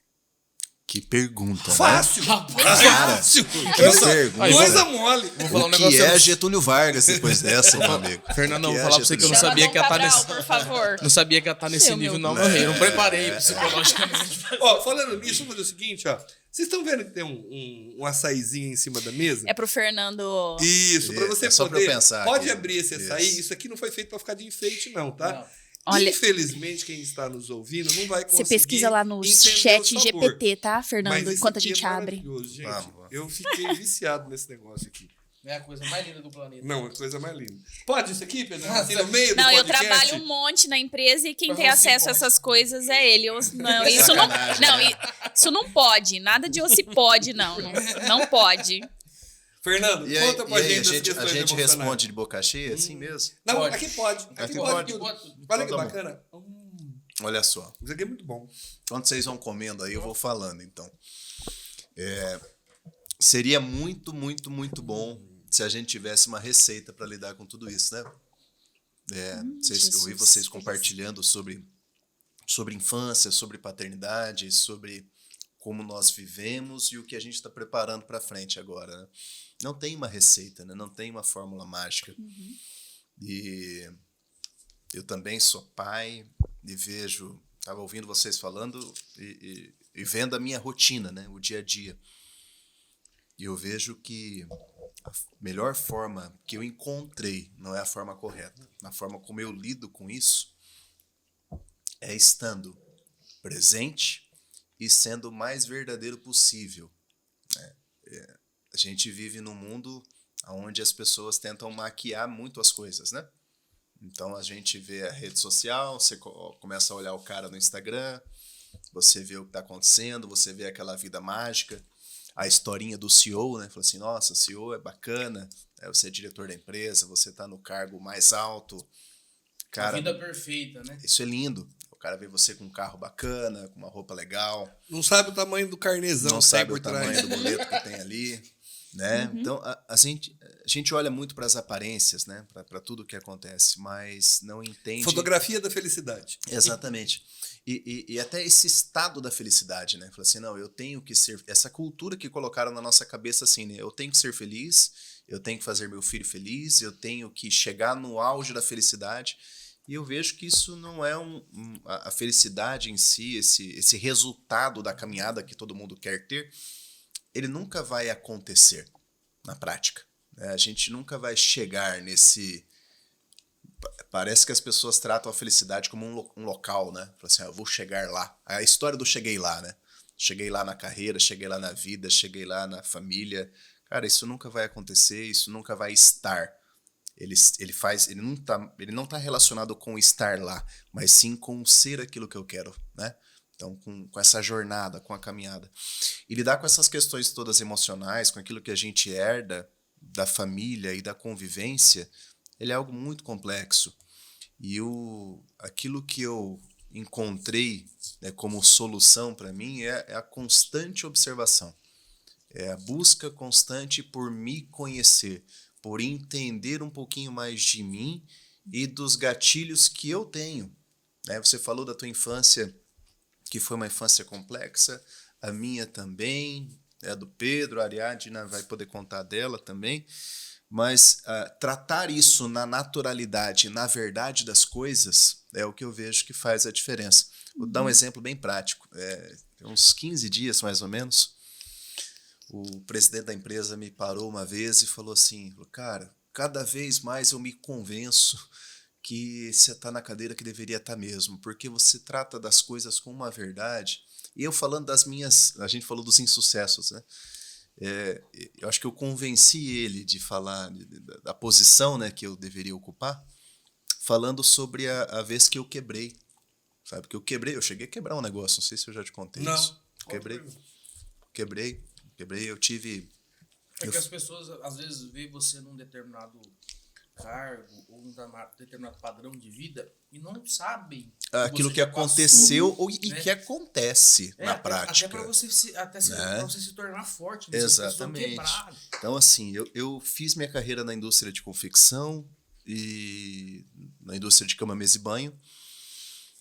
E cheguei numa posição de diretoria e naquele momento estava no auge da internet, do marketplace, começando o marketplace no Brasil. Posso fazer uma pergunta? Por favor. Quanto tempo você demorou quando você entrou no ramo para chegar num cargo de diretoria, mais ou menos? Para o pessoal entender... É uma história engraçada, Pedro. Não foi tão demorado, não. Mas, assim, eu sempre cresci profissionalmente resolvendo problemas. Então, assim, eu comecei com 17 anos nessa empresa, como assistente auxiliar administrativo, lançando pedido de vendas. E eu olhei para o lado, eu comecei a trabalhar muito cedo. E eu sempre gostei de me aventurar em algumas coisas, mesmo sem saber, sabe? Sem ter o conhecimento necessário. Eu comecei digitando pedido de vendas e olhava para o lado, tinha a menina do financeiro, que era irmã do dono da empresa, ela não gostava de fazer cobrança. E eu vi aquele catatal de coisa de pedido assim para fazer cobrança, e eu falei para ela assim, olha, se eu fizer o meu e no final do dia eu começar a fazer cobrança para ti, e se isso funcionar, eu sempre tive uma necessidade de ganhar mais, sabe aquela coisa de olhar para trás e falar assim, eu não quero continuar aqui, eu quero ir para um passo para frente. Mas você, ao mesmo tempo que você via isso, você também não ficava sentado esperando entregando, né, resolvendo o problema. Então eu falei para ela assim, se eu fizer isso, o meu e mais o seu no final do dia, se funcionar depois de um tempo, você consegue me pagar um pouquinho a mais? Quem que não faz? Se alguém bater na tua porta hoje, ela falou assim, cara, eu te entregar mais, eu não quero receber mais, eu quero te entregar mais. Ela falou, beleza. Aí, beleza, comecei a fazer o meu e a cobrança. Daqui a pouquinho, a empresa estava numa troca de sistema. Vou tentar encurtar, resumir aqui. A empresa estava numa troca de sistema, não tinha quem encabeçava. Eu fui resolvendo isso. A empresa tinha um problema logística no PCP. Eu fui querendo me enfiar lá no meio também para ver se organizava isso, que seja uma planilha. E fui resolvendo. Chegou depois de 2 anos, o dono falou para mim assim, olha, chegamos num faturamento X, eu preciso de um braço. Você não quer gerenciar a empresa junto comigo? Eu falei assim, você me paga quanto?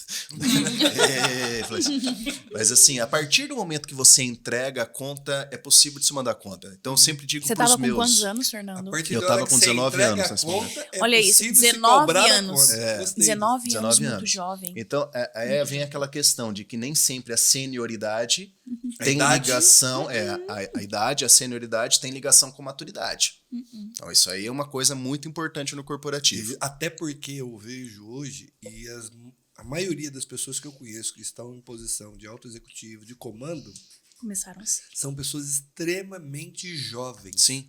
Tem muita gente jovem e desempenhando em altíssima performance. E na minha época, quando eu falo agora, eu vou brincar com esse trocadilho agora, ou seja, minha época não, quando eu era mais novo, tá? Não se era permitido ocupar cadeiras altas com pouca idade. Eu Menos lembro, de 50 anos, vamos colocar. meu primeiro cargo de comando, eu tinha 19 anos de idade. Me colocaram para gerenciar pessoas de 30, 35, 40 anos. Eu nunca vou esquecer na minha vida. A primeira reunião, eu cheguei em Manaus para poder sentar e sentar aqui que eu ia fazer lá, meu trabalho. E aí, quando olharam para mim, viu? Mas você não saiu nem das fraldas, você está querendo mandar na gente? Por quê? Porque não se aceitava pessoas novas em posições de comando. Perfeito. Hoje é completamente diferente. Totalmente diferente. Totalmente diferente. Então, assim, cheguei nessa posição, cresci dentro da indústria, e no momento que o Marketplace estava começando a bombar no Brasil, eu virei para o presidente da empresa e falei assim, cara, vamos montar uma outra marca e ir para o varejo? Ele falou, não, dá muito trabalho, não quero mexer com isso não. Eu falei, então vou mexer. E eu comecei a fazer um paralelo. E esse e-commerce despontou, o Marketplace bombou, e eu tive que fazer uma escolha naquele momento de sair, de empreender, de tocar meu negócio. Muito complexo, é um assunto para um outro podcast também, eu acho que tem muita história aí. Mas eu fui, passei 1 ano e meio com essa empresa, só que uma coisa é você tocar o negócio de outra pessoa, com capital de giro, com fluxo, com crescimento. Outra coisa é você encarar a dor do crescimento sem isso tudo, né? Então, assim, eu confesso que eu dei vários passos errados e no meio da crise de 2014, no Brasil estava passando... O Brasil é um país cíclico, né? A economia é cíclica, mas o Brasil é um negócio que é diferente de qualquer lugar do mundo. E a gente teve uma retração de mercado muito forte, o varejo sofreu muito. Eu me vi com 950 produtos SKUs diferentes no estoque, com um estoque gigantesco e praticamente sem venda. Eu lembro que eu liguei para o meu sogro, que é um cara que foi uma referência para mim. Eu falei para ele a situação que eu estava, ele falou para mim assim, olha, o que você precisa hoje para pagar os funcionários e fechar as portas? Eu falei, eu preciso de tanto. Ele falou, o dinheiro está na tua conta, manda todo mundo embora e fecha as portas. Aí ele usou uma frase que eu nunca me esqueci. Ele falou assim, ó, é melhor você amputar hoje, meu filho, do que morrer. Então, Forte isso. Naquele momento eu amputei, né? E naquele dia eu comecei a lidar com a consequência dos meus erros. Porque eu fechei com uma dívida, para muitos pode parecer pouco, mas para mim era muita coisa. Eu fechei com uma dívida de quase 400 mil reais. Então, assim, eu falei, agora, o que eu faço com isso? 400 cruzeiros. O que eu Pedrão, faço com eu isso? escuto o Fernando falando, me dá até arrepio, porque Tá repreendido em nome de quando Jesus. eu comecei a sentar em cadeira de comando e comandar operações e comandar a empresa, eu entendi o tamanho da encrenca e do abacaxi que é. Às vezes as pessoas olham, e eu também tinha esse olhar, eu posso dizer que eu olhei muito tempo dessa forma, equivocada, até eu sentar numa cadeira e ser responsável por isso, e aí eu comecei a entender um outro lado, e as pessoas olham uma empresa assim, mas a minha empresa não quer pagar mais para mim, ela fatura 200 milhões de faturamento. Eu até pensei assim um dia, né? Porque uma empresa que fatura 200, 100 milhões, 300 milhões, 500 milhões de faturamento, por que não pode me pagar um pouquinho mais? Milão a mais, né? O que é Milão a mais? O que é milão a mais para uma empresa que fatura 300 milhões? Isso é muito, mas para a empresa, aparentemente, não é nada. Nada. Eu sempre tive esse conceito. Até eu entender um pouquinho, eu não vou nem entrar muito em conceitos de administração, mas vou dar um conceito pequeno. Até eu entender uma coisa chamada ciclo financeiro. Quando eu entendi o que é um ciclo financeiro na minha vida, eu mudei completamente o jeito que eu entendi as coisas. Quando eu olhava uma empresa que fatura 300 milhões e ela compra e paga tudo que ela compra, matéria-prima, seus insumos, com 40, 50 dias de prazo. E aí ela vai pegar esse produto, transformar esse produto, ela tem um tempo para transformar esse produto, e depois ela vai colocar esse produto no mercado, e depois ela vai vender esse produto, e depois ela tem que dar prazo para quem comprar esse produto, pagar esse produto. E aí eu entendi que ela comprava com 40, 50 dias, e ela recebia aquilo que ela tinha feito com 170, 180, 200 dias. E eu falei, meu pai, da onde que sai o dinheiro para manter isso nesse tempo, até eu receber tudo? Porque senão você olha assim, preço de compra, preço de venda, você olha a diferença disso e fala assim, é lucro. Era uma conta razoável, até que lógica para mim num certo momento. Mas quando eu entendi a encrenca e a facilidade, que quanto mais fatura, mais fácil é para quebrar, dependendo da sua necessidade de caixa, da necessidade de capital de giro que você tem para poder manter um negócio. Aí eu vi que o camarada que para e bota o dinheiro dele para empreender e montar um negócio e empregar pessoas, eu passei a respeitar demais essas pessoas. E assim, é o tomador de risco, né? Então, assim, o tomar risco hoje, a gente veio para um contexto da administração, mas eu não quero perder o fio da meada ali sobre como lidar com tudo isso que a gente está falando emocionalmente. De muita verdade, de muita transparência. Então, enfrentar esse processo eu não considero nem de fracasso, mas de derrota, sabe? Enfrentar esse processo de derrota de cabeça erguida, sem sentimento de culpa, ou aprendendo a lidar com mas sentimento tem dor de e culpa, né? Tem, claro que tem. Mas sem ficar preso nisso. Ok. Focando naquilo que precisa ser feito. Então, é uma coisa que a gente aprendia e ensinava muito nos treinamentos também assim. Quanto mais expectativa eu crio com algo, mais esse algo me gera ansiedade, mais isso pode me gerar uma frustração. E como é que eu fujo dessa história toda? Focando apenas no que tem que ser feito, sabe? Então, assim, eu vou focar, eu preciso pagar conta. Poxa, então vamos focar naquilo que eu preciso fazer. E eu trato isso... Tira o periférico e te atrapalha de você ir pro foco. Exatamente. Então, assim... Você falou no começo do podcast que não tinha receita certa para as coisas, mas essa aqui é uma receita Essa boa. é uma receita boa. Receita boa, né? É um insight, uma dica boa. Insight. Então, Na assim... minha época, eu vou sempre brincar com esse negócio. Quando eu era mais novo, a gente falava, isso é um bizu. É um bizu. Vou dar um bizu pra ti. Então, assim, isso eu lido dentro de casa com os meus filhos, né? Que hoje a gente eles não passam as dificuldades que eu passei, mas eu também não deixo de mostrar para eles que isso é verdade. Isso existe, isso foi real, foi assim que a gente cresceu, é assim que precisa ser feito. E também no corporativo. Para lidar com pessoas que têm uma fragilidade um pouquinho, ou não sei se isso é fragilidade, mas essa celeridade, né, que as pessoas têm hoje, de querer um resultado rápido, de querer que as coisas aconteçam, de chegar na posição, por quê? Porque eu acho que eu mereço, porque eu estudei, porque eu... Então, hoje a gente lida com o dia a dia das pessoas assim, né? De merecimento, esse senso de merecimento, porque eu acredito que é assim. Então, tudo tem de merecimento preço. E de imediatismo. Imediatismo, né? A sensação que eu tenho com aquilo que a gente convive aqui é uma impressão de que o mundo me deve, sabe? Fala assim, olha, por quê? Porque eu vejo isso o tempo todo na rede social, eu alimento minha mente com isso. As pessoas são sempre bem-sucedidas, então por que eu não vou ser? É tudo tão fácil, tudo né? tão simples, por que pra mim não tá sendo? É tão bacana, por que minha vida é tão difícil? E aí a pessoa começa a entrar nessa crise de que, não, é difícil mesmo, cara. Uma vez me chamaram para dar uma palestra e eu não sou palestrante, né? A gente bota no currículo, o pessoal coloca lá, mas eu não me considero um palestrante. Eu treinava pessoas, hoje estou como executivo, né? Mas é diferente. E uma vez me chamaram para dar uma palestra motivacional. Eu amo essas coisas motivacionais, sabe? O pessoal que está em casa aí, talvez está nos ouvindo, já deve ter ido numa palestra motivacional. É super bacana, né? O pessoal bate palma, né? Levanta, se abraça, tem motivado. luzes, o pessoal dá uns gritinhos. Tem música. É bacana. Dá uns gritinhos, foi bacana. ótimo. Aí no Sai outro dia, o que emocionado. acontece? Nada, né? Fica tudo do mesmo jeito, né? Aquilo lá O mesmo. pessoal entra correndo naquele corredor assim. Porque no dia seguinte volta meus boletos, volta de novo. Acontece tudo lá. Aí me chamaram o pessoal da empresa júnior da Wayne. Falaram, queria que você viesse aqui, a gente gostou do treinamento, uma menina tinha feito treinamento comigo, para dar uma aula aqui para a galera de farmácia da Wayne. Falei, gente, eu não sou palestrante. Não, fazer um trabalho motivacional. Falei, gente, eu não sei fazer isso. Mas eles quiseram e eu fui, né? 400 alunos de farmácia.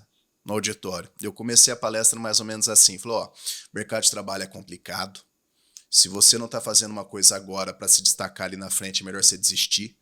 Porque Motivacional, né? o mercado lá fora, ele vai te mastigar, ele vai te engolir, ele vai te cuspir de volta. Cara, lá fora é pros fortes, e se você não for forte, desiste, cara, porque não é pra ti, vai pra outra coisa, faz outra coisa. A molecada grudou na cadeira assim, quem não levantou e foi embora, ficou me olhando com o olho arregalado assim. Claro que isso era um captador de atenção pra gente, de fato, explicar aquilo que era o contexto da história, de que nós precisamos estar preparados para tudo, para tudo. E quando é que essa preparação acaba? Nunca. Então você nunca vai estar preparado para aquilo. A primeira vez que a gente grava um podcast aqui no Ocipod, é o meu primeiro podcast, não sei o de vocês, mas tá preparado para isso? Não. Tá ansioso? Sim. Dá frio na barriga? Dá. Tá com medo? Tô. Cara, mas vai com medo mesmo, né? Então vai para frente. Você sabe que tem uma coisa bacana? O pessoal fala de coragem, né? E eu descobri com o tempo, né, a gente vai entendendo isso, que a coragem não é ausência de medo. Sim. A coragem é avançar com medo. É isso aí. É colocar a calça marrom e ir pra frente. Você falou, Fernando, do foco, né? Eu peço até para os ouvintes, me corrijam aqui se tiver algum dado errado, alguma informação técnica, né? Até porque muitos acadêmicos, cientistas vão estar ouvindo o podcast e podem me corrigir tranquilamente, até porque isso aqui não é combinado, a gente não bola o que a gente vai falar. Conforme as coisas vão acontecendo, a gente vai conversando. Mas eu lembrei muito quando você estava falando do foco. Se eu não me engano, o nome dele é Csikszentmihalyi. Ele é um psicólogo húngaro, se não me falha a memória, se eu estiver errado. Depois, por favor, me corrijam. E ele fez um estudo, ele tem um estudo dele que chama estado de flow, que é um estado de concentração tamanho, e ele fez essa observação a partir de pessoas que estavam atravessando o pós-Segunda Guerra Mundial. E como é que você está num país devastado, sem emprego, sem comida, sem alimento, sem infraestrutura, e você consegue se motivar a caminhar, a continuar? E aí eu, né, comecei a analisar aquele estudo, o estado de flow, que é como que alguém consegue se concentrar, criar energia e realizar algo com excelência quando as adversidades e os elementos externos todos remam contra. E aí eu comecei a ver algumas técnicas, estudando comportamento humano, olhando algumas situações de ciências do comportamento humano mesmo, e aquilo foi bacana porque eu percebi estar bem com o mundo é estar bem com você primeiro. E, na verdade, nós nunca vamos estar bem e ter todos os elementos que nos deixam plenamente satisfeitos ou felizes, que é um estado efêmero de sentimento e não um estado fim, né? A felicidade é mais uma euforia, né? De um momento que você está vivendo, até porque se ela fosse perene, ninguém ia perceber ela, né? Ela só existe nessa intensidade porque ela é efêmera. Né? E eu estava vendo essa questão do estado de flow e eu comecei a trazer para o dia a dia, o cotidiano das empresas, aquilo que a gente faz. Nós precisamos descobrir gatilhos, desde a hora que você acorda, sejam rituais, sejam pensamentos, porque ao longo do tempo eu percebi, eu fazia isso comigo, porque às vezes você toma pancada de tudo quanto é lado. Como é que você chega, você líder, você comandante, como é que você chega no teu ambiente desanimado? Como é que eu fui? Por mais que a situação esteja adversa, talvez hoje eu posso dizer estamos passando uma situação econômica no país adversa, tá? E aqui não tem culpado. É um ecossistema, existe uma coisa chamada hoje no mundo chamada policrise, que está ligado à pós-pandemia, uma série de contextos econômicos, sociais, políticos, vários eventos no mundo, não é aqui no Brasil. Aqui no Brasil estamos numa situação aguda de economia, mas nem tudo que é ruim, nem tudo que é bom vai durar para sempre, né?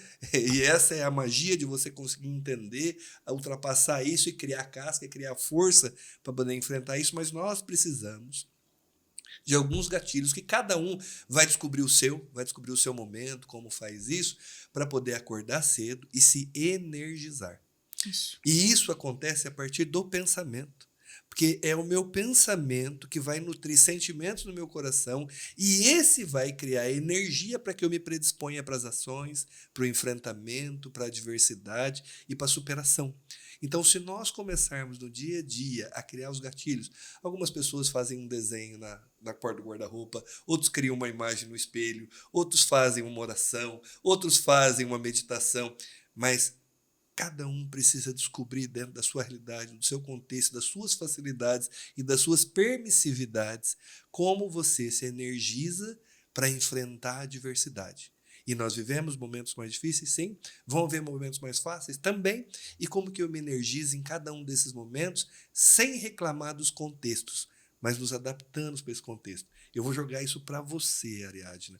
Você que está no mundo corporativo, como que as pessoas podem criar esses gatilhos emocionais, essas rotinas que vão permear capacidade de resistir à diversidade? E posso fazer Por favor, Petrão. uma provocação que nem você fala na sua pergunta?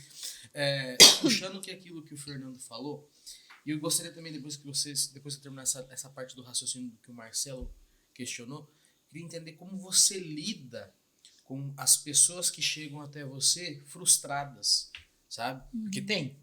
Eu acredito que tem. Tipo assim, sabe aquela ânsia de crescer que a gente estava falando agora há pouco, né, Fernando? Sim.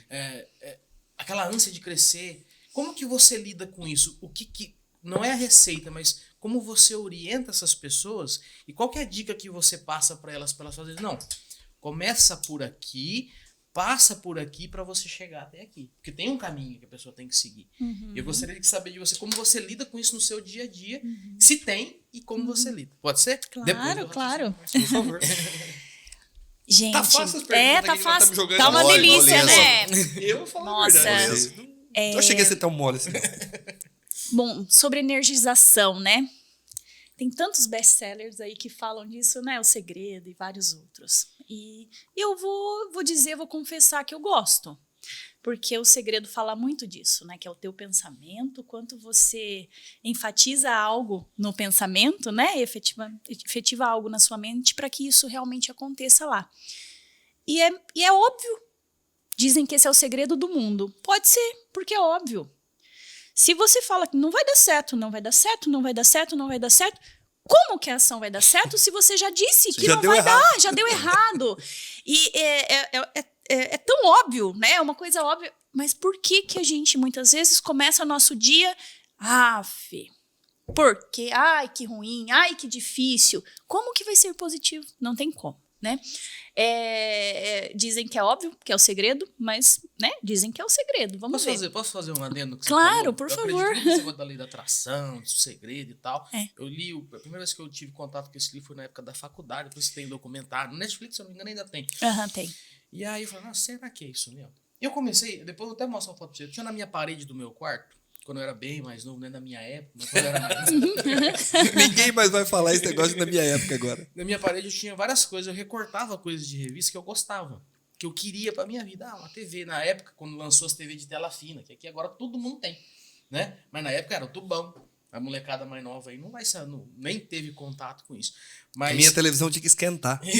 Nossa Senhora, Marcelo do céu, eu imaginei que você era antigo, mas não tanto. Aí eu coloquei, meu sonho era ter uma TV daquela, na época, 2007. Eu comecei a recortar as coisas na parede. Tá?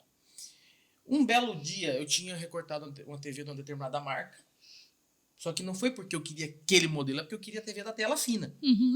Coloquei aquilo recortado, coloquei outros modelos e tal. Aí... Vou falar a marca, pode? Não, nada. Não vai que eles patrocinam. Vai que Depois patrocina cobra já, né? o patrocínio. Uma é a Buster, que era um que eu tinha recortado, e outra era uma LG. Olha, você vai entender como que é a conexão, o negócio de como a lei da atração, acredito que funciona. Acho que o pensamento vai reverberar. Como que é? Reverberando. Reverberando. Energia, aquela coisa toda. E aí vai atraindo aquilo pra você. Um dia nossa TV de tubo estragou. E esse negócio que você falou, de ter que esquentar, nossa, esquentava, meu irmão abriu a caixa, meu irmão tinha, sei lá, 10 anos, tirou a parte de trás do tubo e colocava um ventilador pra esfriar. Eu juro pra você que isso é real. Colocava o ventiladorzinho atrás pra que a gente conseguia assistir, porque senão ela esquentava e puf, desligava. Cara, eu não tinha dinheiro, você não tinha cartão de crédito. Hoje é tudo fácil, é Pix, é cartão de crédito, molecadinha de 16, 17. Mas tem que ter o dinheiro, né? Tem que ter dinheiro, mas você consegue. Mas é mais fácil. Fazer conta é É fácil. fácil hoje. E eu falei, mano, como é que faz isso daí, cara? E aí eu fui numa loja que vendia produto de mostruário. Aqui na cidade tinha onde a gente mora lá, tinha uma loja e tal, o cara vendia só coisa de mostruário. Eu cheguei lá despretensiosamente e vi a televisão. Falei, puxa, minha família tinha passado até uma vergonha, que foi uns parentes lá em casa, aquela coisa toda. E minha mãe, pô, não tem uma TV pro pessoal assistir, né? Aquilo lá me pesou na mente. Eu fui na loja, conversei com o cara pra ele fazer na promissória, que nem nome na praça a gente tinha. Meu pai tinha deixado eu com uma dívida do Cacildo. Quando eu fui embora, filho da mãe. Aí eu fui lá, o cara falou, não, eu faço a promissória pra você e tal. Comprei a TV. Corajoso o cara, né? Corajoso, mas paguei. Tanto é que depois eu voltei lá pra comprar, porque meu sonho era ter TV fina. Olha só que loucura. E eu fui lá e falei, eu queria ter uma TV dessa agora no meu quarto. Aí eu cheguei lá e falei assim, pô, eu queria essa daqui, não sei o que, tal. Não, você faz pra mim daquele mesmo jeito que você fez? Eu faço. Um dia, eu tava olhando as coisas que estavam coladas na minha parede, as 2 TVs que estavam lá, uma era da LG, que era a que eu tinha comprado primeiro, e a segunda era da Buster, que tava no meu quarto. Olha a ligação. Porque antes vem pela mente. E você reverbera. Opa, eu vou falar isso aí, eu vou aprender a falar. Vocês falam umas palavras difíceis aqui, aí eu fico com vergonha de perguntar o que é. Você anota no papelzinho aqui, a gente manda pelo papel. Você aqui. falou umas para aqui, eu tenho que anotar, porque eu não sei. Eu só tô aqui, ó. Não, é isso mesmo. Então, como que o poder da mente... Acho que na Bíblia tem uma passagem que fala, várias. Na verdade, deixa a Ari falar que ela vai falar melhor. Bom, a gente estava falando de energização, né? Então, Isso. falei um pouquinho do segredo, que é, para mim, a essência. Pensamento é a base de tudo da nossa vida. E, como a gente falou, parece que é óbvio, mas não é tão óbvio e não é tão fácil. Porque parece que esses pensamentos, eles se multiplicam na vida e muitas vezes as coisas ruins acabam comandando, né? Mas eu vou dizer uma coisa, pelo menos para mim funciona. Já me disseram que eu sou uma pessoa irritante. Um dia um funcionário meu me mandou um videozinho de uma mulher que chega e fala assim na segunda, bom dia! Bom dia pra quem? Ninguém responde, bom dia, vamos, gente! E aí, né, o Fábio Porchat, é bem, bem comédia, assim, o vídeo, né? E eu falei, Léo, mas eu sou assim? Aham. Irrita vocês? Aham. Falei, mas eu tô tão feliz na segunda, vocês não estão, não? Não é assim pra todo mundo, né? Então, pra mim é um pouco difícil fazer. Mas tem 2 coisas que eu acho que energizam. Primeiro, você fazer algo que você tá feliz, que você ama. Eu acho que em tudo, tanto dentro da família, quanto no seu estudo, quanto na parte profissional, quanto nas relações, isso pra mim é essência, isso energiza. Você fazer o que você não gosta, que você não ama, a gente não tem como, né? Muitas vezes a gente tem que fazer. Mas aí é pelo segundo ponto que eu falo, é propósito.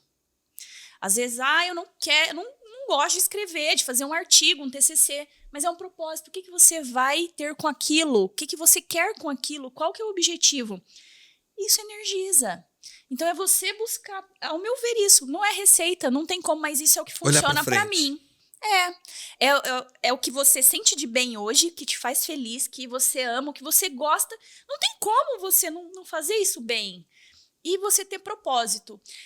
Meu esposo fala que não é possível como dá tempo. Ele fala, Ariadna, se você falar que não vai dar certo é porque já é o último dos pontos. Porque você chega a me irritar. Vai caber essa caixa? Não cabe. Cabe. E aí eu falo pra ele, e não cabe? Coube. Então, por que eu vou com o negativo primeiro? Não tem necessidade, né? Mas é os nossos pensamentos que, às vezes, instigam. Muito verdadeiro. Né? Gostei muito disso que você falou, Ari. Nós temos uma tendência a negar primeiro, na primeira dificuldade. E parece até que é uma justificativa para se dar errado. Quando a gente nega a possibilidade de dar certo, parece que a gente está dizendo o seguinte, bom, se der errado eu já me justifiquei, né? Eu tinha falado que ia dar errado. Dentro de empresa é engraçado. As pessoas têm uma necessidade de estar em conformidade social. E conformidade é mais fácil ir pelo coletivo. Se fala, não dá certo, então não vai dar certo. Tem até uma estatística que a gente fala em todo o processo de mudança de empresa. Em média, 25% das pessoas vão tracionar a mudança e buscar com que a mudança aconteça e vão fazer para que a mudança aconteça. Tá? 25% das pessoas não vão acreditar, vão boicotar, vão dizer que não vai dar certo e, no final, vão querer falar de boca cheia. Tá vendo que eu avisei que não ia dar certo? E ainda vão querer contaminar os outros, né? E 50% do pessoal vai para onde a onda levar. Para onde tiver mais força, os 25% de cima, os 25% de baixo, vai levar os outros 50%. Então, na verdade, o que nós precisamos é criar mais gente dentro de um ecossistema do bem. Tem até um filme muito antigo, eu gosto de falar muito ele chama Corrente do Bem. E ele, na verdade, falava em fazer o bem para 3 pessoas, sem pedir nada em troca, sem esperar nada em troca, e cobrar apenas uma coisa dessas pessoas. Isso é uma história real, de um caso que aconteceu nos Estados Unidos, tá? Virou um filme, e um menino fez isso num trabalho de escola, E aí, depois de um tempo, esse negócio se alastrou pelos Estados Unidos, esse negócio de fazer o bem para 3 pessoas e cobrar apenas delas que elas fizessem o bem para mais 3. Por isso que se chama corrente do bem. E quando a gente entra no mundo corporativo, eu vejo que eu trabalho com o Pedro já há algum tempo, e a gente é tão feliz trabalhando junto, tão bem, a gente chega de manhã, estamos alegres, estamos felizes, e a gente fala assim, olha, não pode esse ambiente aqui ser triste, esse ambiente ser pesado, porque por si só a diversidade já é muito grande. Eu vou dar um exemplo, uma vez viraram para mim e falaram, me cobram muito pela minha posição, pelo cargo que eu tenho. Marcelo, tem que motivar as pessoas. Eu falei, não, peraí. Você quer mesmo motivar alguém? Então, às vezes me fizeram essa pergunta, um empresário fez, que eu sou conselheiro de empresa, aí perguntaram para mim, não, porque a turma aqui não está engajada, não está motivada com a empresa.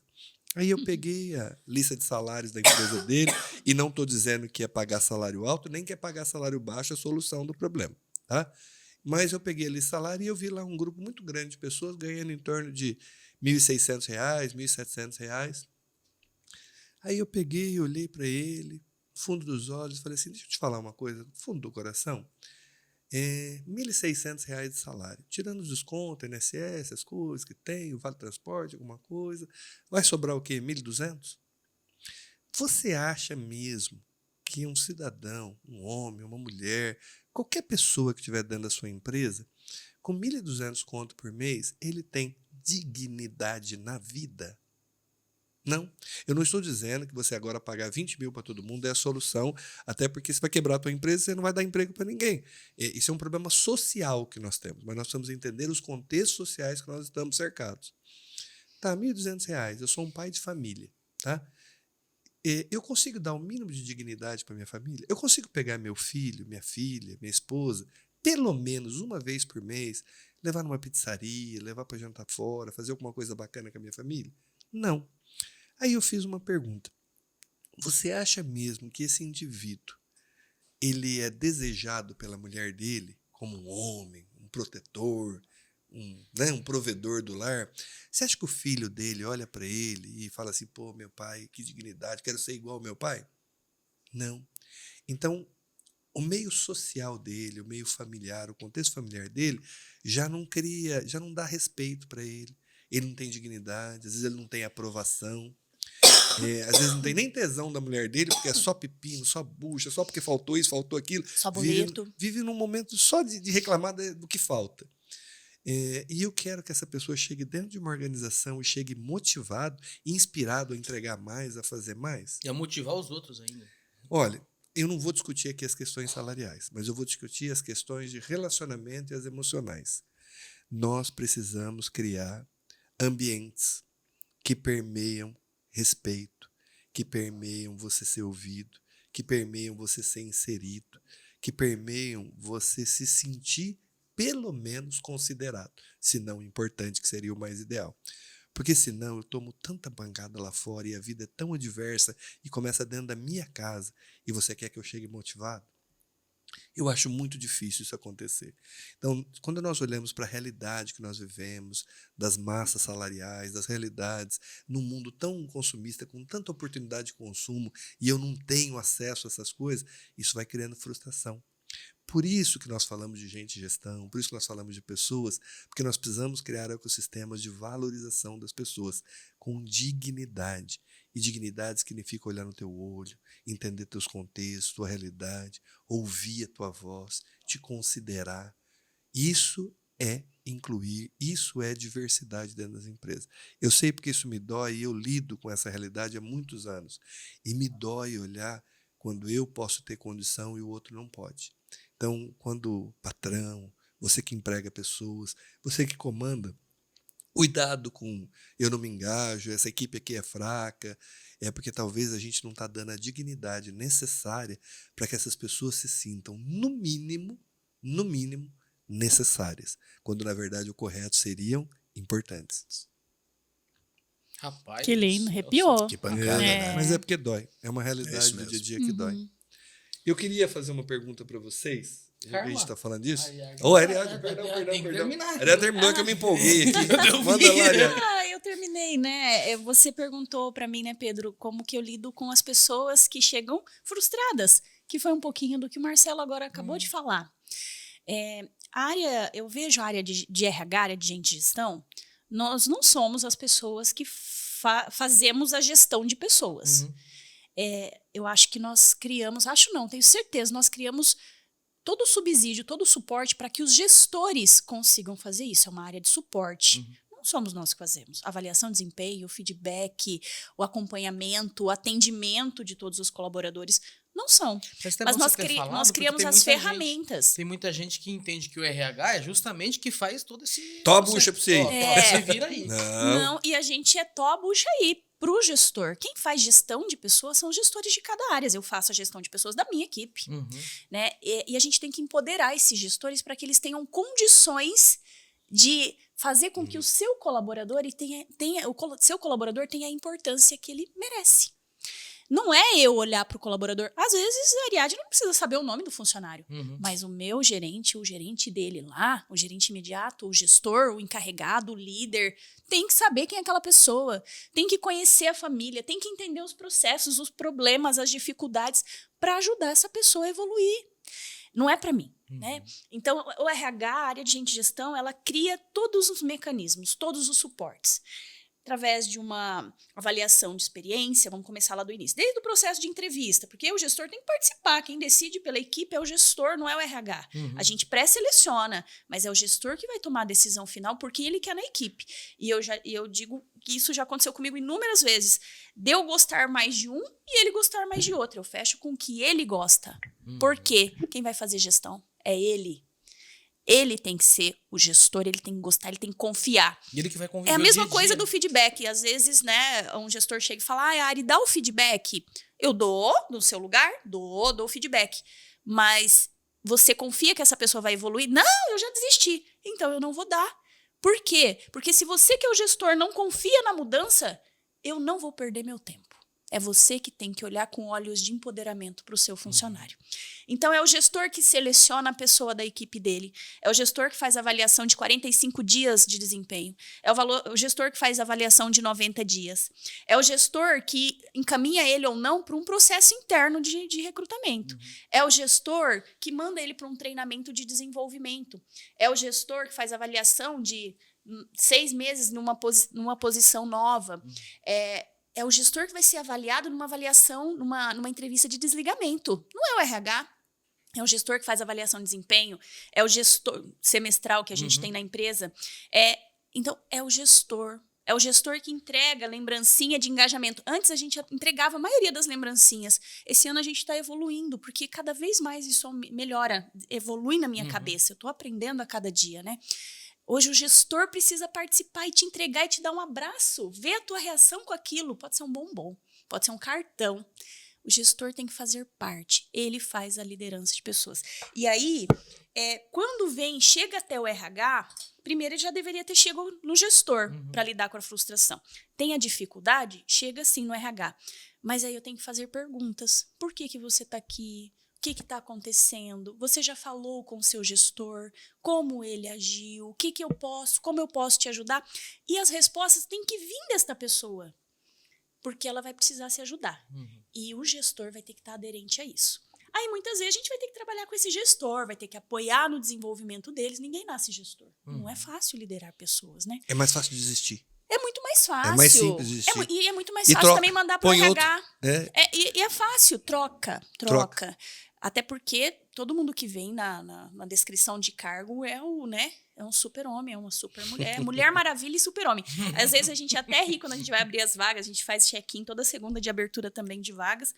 E aí, essa daí é Mulher Maravilha, hein? Uau! Vamos achar. E vai falar pra mim que vai pagar tanto. Vai, Ariadna. 1.600 Nossa, vamos achar, né? E é assim também, né? Ai, Ari, preciso pra amanhã. Sério? Senão vai parar a empresa. Vai parar a indústria. Sério? O menor aprendiz, se ele não for contratado amanhã, vai parar a empresa. Vai. Não, então, assim, são divertidas, né? Mas é isso. E que engraçado, né? É responsabilidade. Nós somos responsáveis pelo time, pelas pessoas. Exatamente. E o sucesso ou insucesso é nossa responsabilidade. Não dá para transferir culpa. Não dá. A responsabilidade é nossa. E isso se chama relacionamento e intimidade. Nós só construímos relações duradouras, assim como no casamento, na amizade, quando nós nos relacionamos com intimidade. E intimidade significa não conhecer você por fora, mas conhecer você pela alma. Aí sim você sabe quais são as necessidades do teu time. Legal. Muito bom. Pra gente poder... Esse encontro tá gostoso, mas nós temos um limite de tempo aqui. Eu acho que já acabou. Eu, sinceramente, eu confesso que eu queria aprofundar uma série de outras coisas, mas pode ficar para um outro momento. Adorei aqui. Pedrão, foi gostoso? Rapaz, pensa numa experiência diferenciada essa aqui. Pode isso? Ou se pode. Ó, eu vou falar um negócio pra você, Marcelo. Jamais imaginei que a gente fosse ter um papo tão enriquecedor. Confesso que fiquei só ouvindo aqui muita coisa e tal. Anotei um negocinho pra depois eu te perguntar. É uma pergunta um pouco polêmica, mas eu vou deixar pra depois. Deixa pro próximo. Deixa pro próximo. Dá pra ver aqui? O pessoal vai ficar curioso. Essa daí Essa é polêmica. Essa é polêmica. Essa é polêmica. Isso daí é até bom pra criar expectância pro próximo, tá? Deixa pra depois, pelo amor de Deus, né? Cadê meu celular pro chat GPT aqui? Mas assim, eu acho que a gente teve um papo tão enriquecedor e dá para pegar tantos insights para essas pessoas que estão nos escutando agora, dependente do horário, se é à noite, de manhã, de tarde, se está na hora do trabalho, se está no carro. Acho que tanta coisa, não é a receita, mas sabe, são as dicas que às vezes pode fazer com que a pessoa tenha uma virada de chave.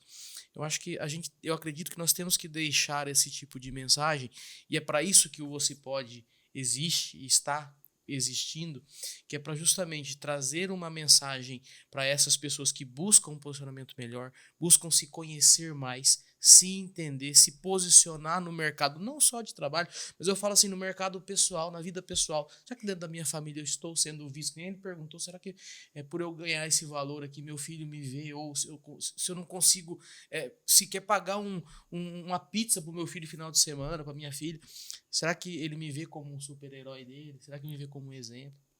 Então, para a gente acabar esse podcast, eu acredito que a gente teve muitos insights valiosos. Vou render muitos cortes aí para a turma, para a gente poder distribuir essa mensagem de cada um de vocês. De verdade, eu agradeço por vocês terem topado essa ideia maluca que a gente teve esses dias atrás. Quando o Marcelão ficou, eu acho que ele ficou mais empolgado que eu. Ele falou, não, eu vou fazer, não sei o quê. Eu falei, meu Deus do céu, o homem tá maluco. Mas eu acho que eu acredito que isso é uma experiência nova para nós, e vão ter mais episódios. Eu tenho certeza que vocês vão participar com a gente. Já deixo o convite pro próximo. Maravilha. Com certeza. Fernando, suas considerações do nosso finalzinho finais de podcast? Maravilha. Eu que agradeço aí a oportunidade de estar aqui com vocês também.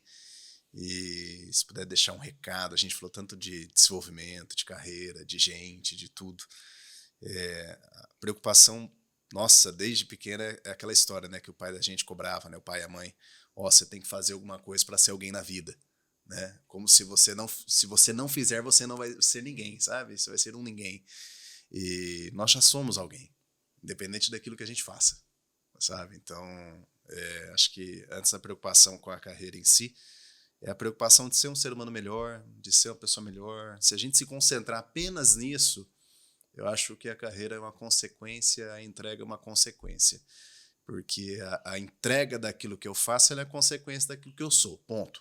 Então, se eu for nesse caminho de, cara, eu preciso me desenvolver, eu preciso ser melhor, eu preciso ser uma pessoa melhor, ser um pai melhor, um marido melhor, um filho melhor, aí as coisas começam a entrar num ritmo que muda tudo. É isso. Obrigado, pessoal. Obrigado mesmo. Qual que é o seu Instagram? Você divulga? Claro, Fernando Augusto Simões. @ Fernando Augusto Simões.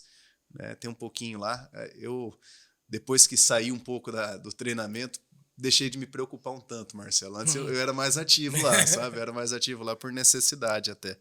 Mas Fernando Augusto Simões tá lá. Tá. Ainda tem uma coisinha aí de conteúdo lá. Show. Obrigado, Fernando. Obrigado, eu. Adoro conversar com a tua alma, meu irmão. Tamo junto. Ari. Bom, gente, obrigada pelo convite. Eu amei.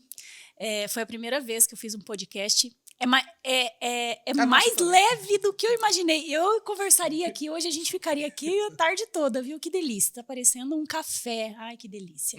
É da mesma forma que eu gosto de dar treinamento também, de dar aula. Como é gostoso você falar né, do que você acredita muitas vezes. Pode estar certo, pode não, depende, né, do olhar e do outro também, né? Mas para você é sua essência muitas vezes. E como recado final, a gente falou muito de verdade, falou muito do ser humano, falou muito, né? Eu vou falar muito do que eu quero escutar num processo de entrevista. E eu sei que, acredito, por pena, que tem muitas pessoas em busca de novas oportunidades, que estão em transição de carreira, sonhando com um futuro melhor, e vão participar de um processo de entrevista. Processo de recrutamento, né, de um processo seletivo dentro de alguma organização. Confie no seu potencial, é isso que eu posso falar. Fale a tua verdade, fale a tua essência. Não minta, não tente valorizar algo que não deva ser, não omita, não precisa, porque isso é muito valorizado para quem faz uma boa análise de gente, isso é muito valorizado. Um desligamento, uma mudança, um problema, uma dificuldade de passado. Por quê? Porque isso vai mostrar a tua essência, que você teve a percepção da tua vida, do teu dia a dia. Isso é muito mais positivo. E a gente tem muito mais coisas positivas do que a desenvolver. A nossa essência ela é muito boa. Então, se vendam de verdade pela essência que vocês têm. Tenho certeza que a próxima vaga vai ser sua. Tá bom? Obrigada, gente. Foi um grande prazer. Estou sempre à disposição. Meu Instagram é Ariadna Carvalho. Ariadna com D-Y-N-A. Já fui uma das únicas no mundo no Facebook. Sério? Sério? Eu sou exclusiva. Eu acho que agora não sou mais. Nunca mais procurei. Mas até 2014... Não, a Ariadna com DY realmente é exclusiva. Era até 2014, mais ou menos, eu era exclusiva no Facebook. Olha que orgulho. Mas, bom, no Instagram, Ariadna Carvalho. Tá bom? Obrigada. Obrigado. Queria deixar uma mensagem final para os próximos episódios. Eu adorei esse programa, adorei o que nós fizemos. Nós falamos em verdade, do coração, das nossas experiências, e o que nós precisamos é trocar. A vida é feita de grandes trocas, e eu tenho que deixar um pouquinho da minha bagagem para você ajudar eu a carregar, e você deixar um pouquinho da tua que eu vou carregar para você. Eu lido com financeiro, com vendas, com números, com dashboards, com indicadores, performance, KPIs e com uma série de complexidades dos frameworks, do mundo moderno, do mundo da gestão, da administração. Mas tem uma coisa que às vezes a gente precisa, principalmente quem está na cadeira de comando, quem decide, nós precisamos entender que tudo volta para pessoas. Tudo volta para pessoas. E as pessoas são a essência de tudo que nós fazemos. Quando o papel, quando o número, quando o contrato for mais importante que a pessoa que está na tua frente, esperando uma palavra ou esperando ser ouvida, porque hoje nós falamos bastante, mas temos muita dificuldade de ouvir, precisamos fazer mais cursos de escutatória e não de oratória. Quando as pessoas forem a prioridade, o teu ecossistema vai prosperar com naturalidade, sem muita estratégia. É porque quando todos remam junto, fica mais leve para todo mundo. Eu agradeço imensamente a participação de vocês e espero, em outros momentos, poder honrar vocês, entregando um pouquinho da minha alma para servir e a gente trocar mais na vida. Obrigado, Pedro. Obrigado, Fernando. Obrigado, Ariadne. Marcelão, você que está assistindo a gente, obrigado pela sua audiência. Ó, você está no YouTube, clica no sininho aí, deixa o seu like, gostei, ativa as notificações para você não perder nenhum episódio do Se Pode, tá? Grande abraço para você e até a próxima. Tchau, tchau. Pode isso, Pedro? Ou se pode. Ou se pode. Pedrão, e tem um negócio aqui, um detalhe para finalizar. Cara, tem um presente de um patrocinador nosso aqui. Não tem, não. É aquilo lá. Pode isso, Pedrão? Não pode. Ou se pode, Marcelo, porque eu quero pra mim. Fazer mandando pra mim. Eu tenho uma notícia boa pra você. Eu ganhei 3 presentes do patrocinador. Não é possível. Um é teu. Não é não? É verdade. Vou falar pra você, viu? É top isso aí. Se você não tem, você vai ver. Tá no vídeo daqui a pouco. A Reco, ela fez um gift card para que você possa escolher o produto que você quer, o produto que mais tem ligação com você, com o teu gosto. Ela fez um gift card de compra e eu vou presentear aqui os nossos palestrantes, os nossos interlocutores, as pessoas que vieram aqui trocar um pouquinho de conhecimento com vocês, com o gift card da Reco, que é um cartão de presente, que inclusive pode retirar em qualquer loja da Reco. Quando a gente está na dúvida de dar um presente, o que a gente faz? Dá um gift card, a pessoa vai, quando você confia na marca, confia no produto, ela recebe o gift card, vai nas lojas e ela escolhe aquilo que mais lhe agrada. Obrigado, Reco. É top. É top. É top. É top. Top. Ó, quer um pijaminha de primeira qualidade? Mulher, quer uma Pijaminha? lingerie? Pijaminha é um sacaninho, né? Rapaz, você pensa num pensa pijamão, num gente. pijama. Eu brinco, é aquele pijama que abraça a gente, né? Rapaz, minha esposa me viu com o pijama da Ré e falou assim: não, o que você fez com o meu marido? Olha. Ficou até mais aprumado. Obrigado, Reco. Obrigado a vocês. Obrigado a vocês que participaram aqui das entrevistas. Espero que o presente seja agradável. Tenho certeza que ele vai ser inesquecível para marcar esse momento que nós tivemos. Top. Obrigado. Valeu, gente. Valeu.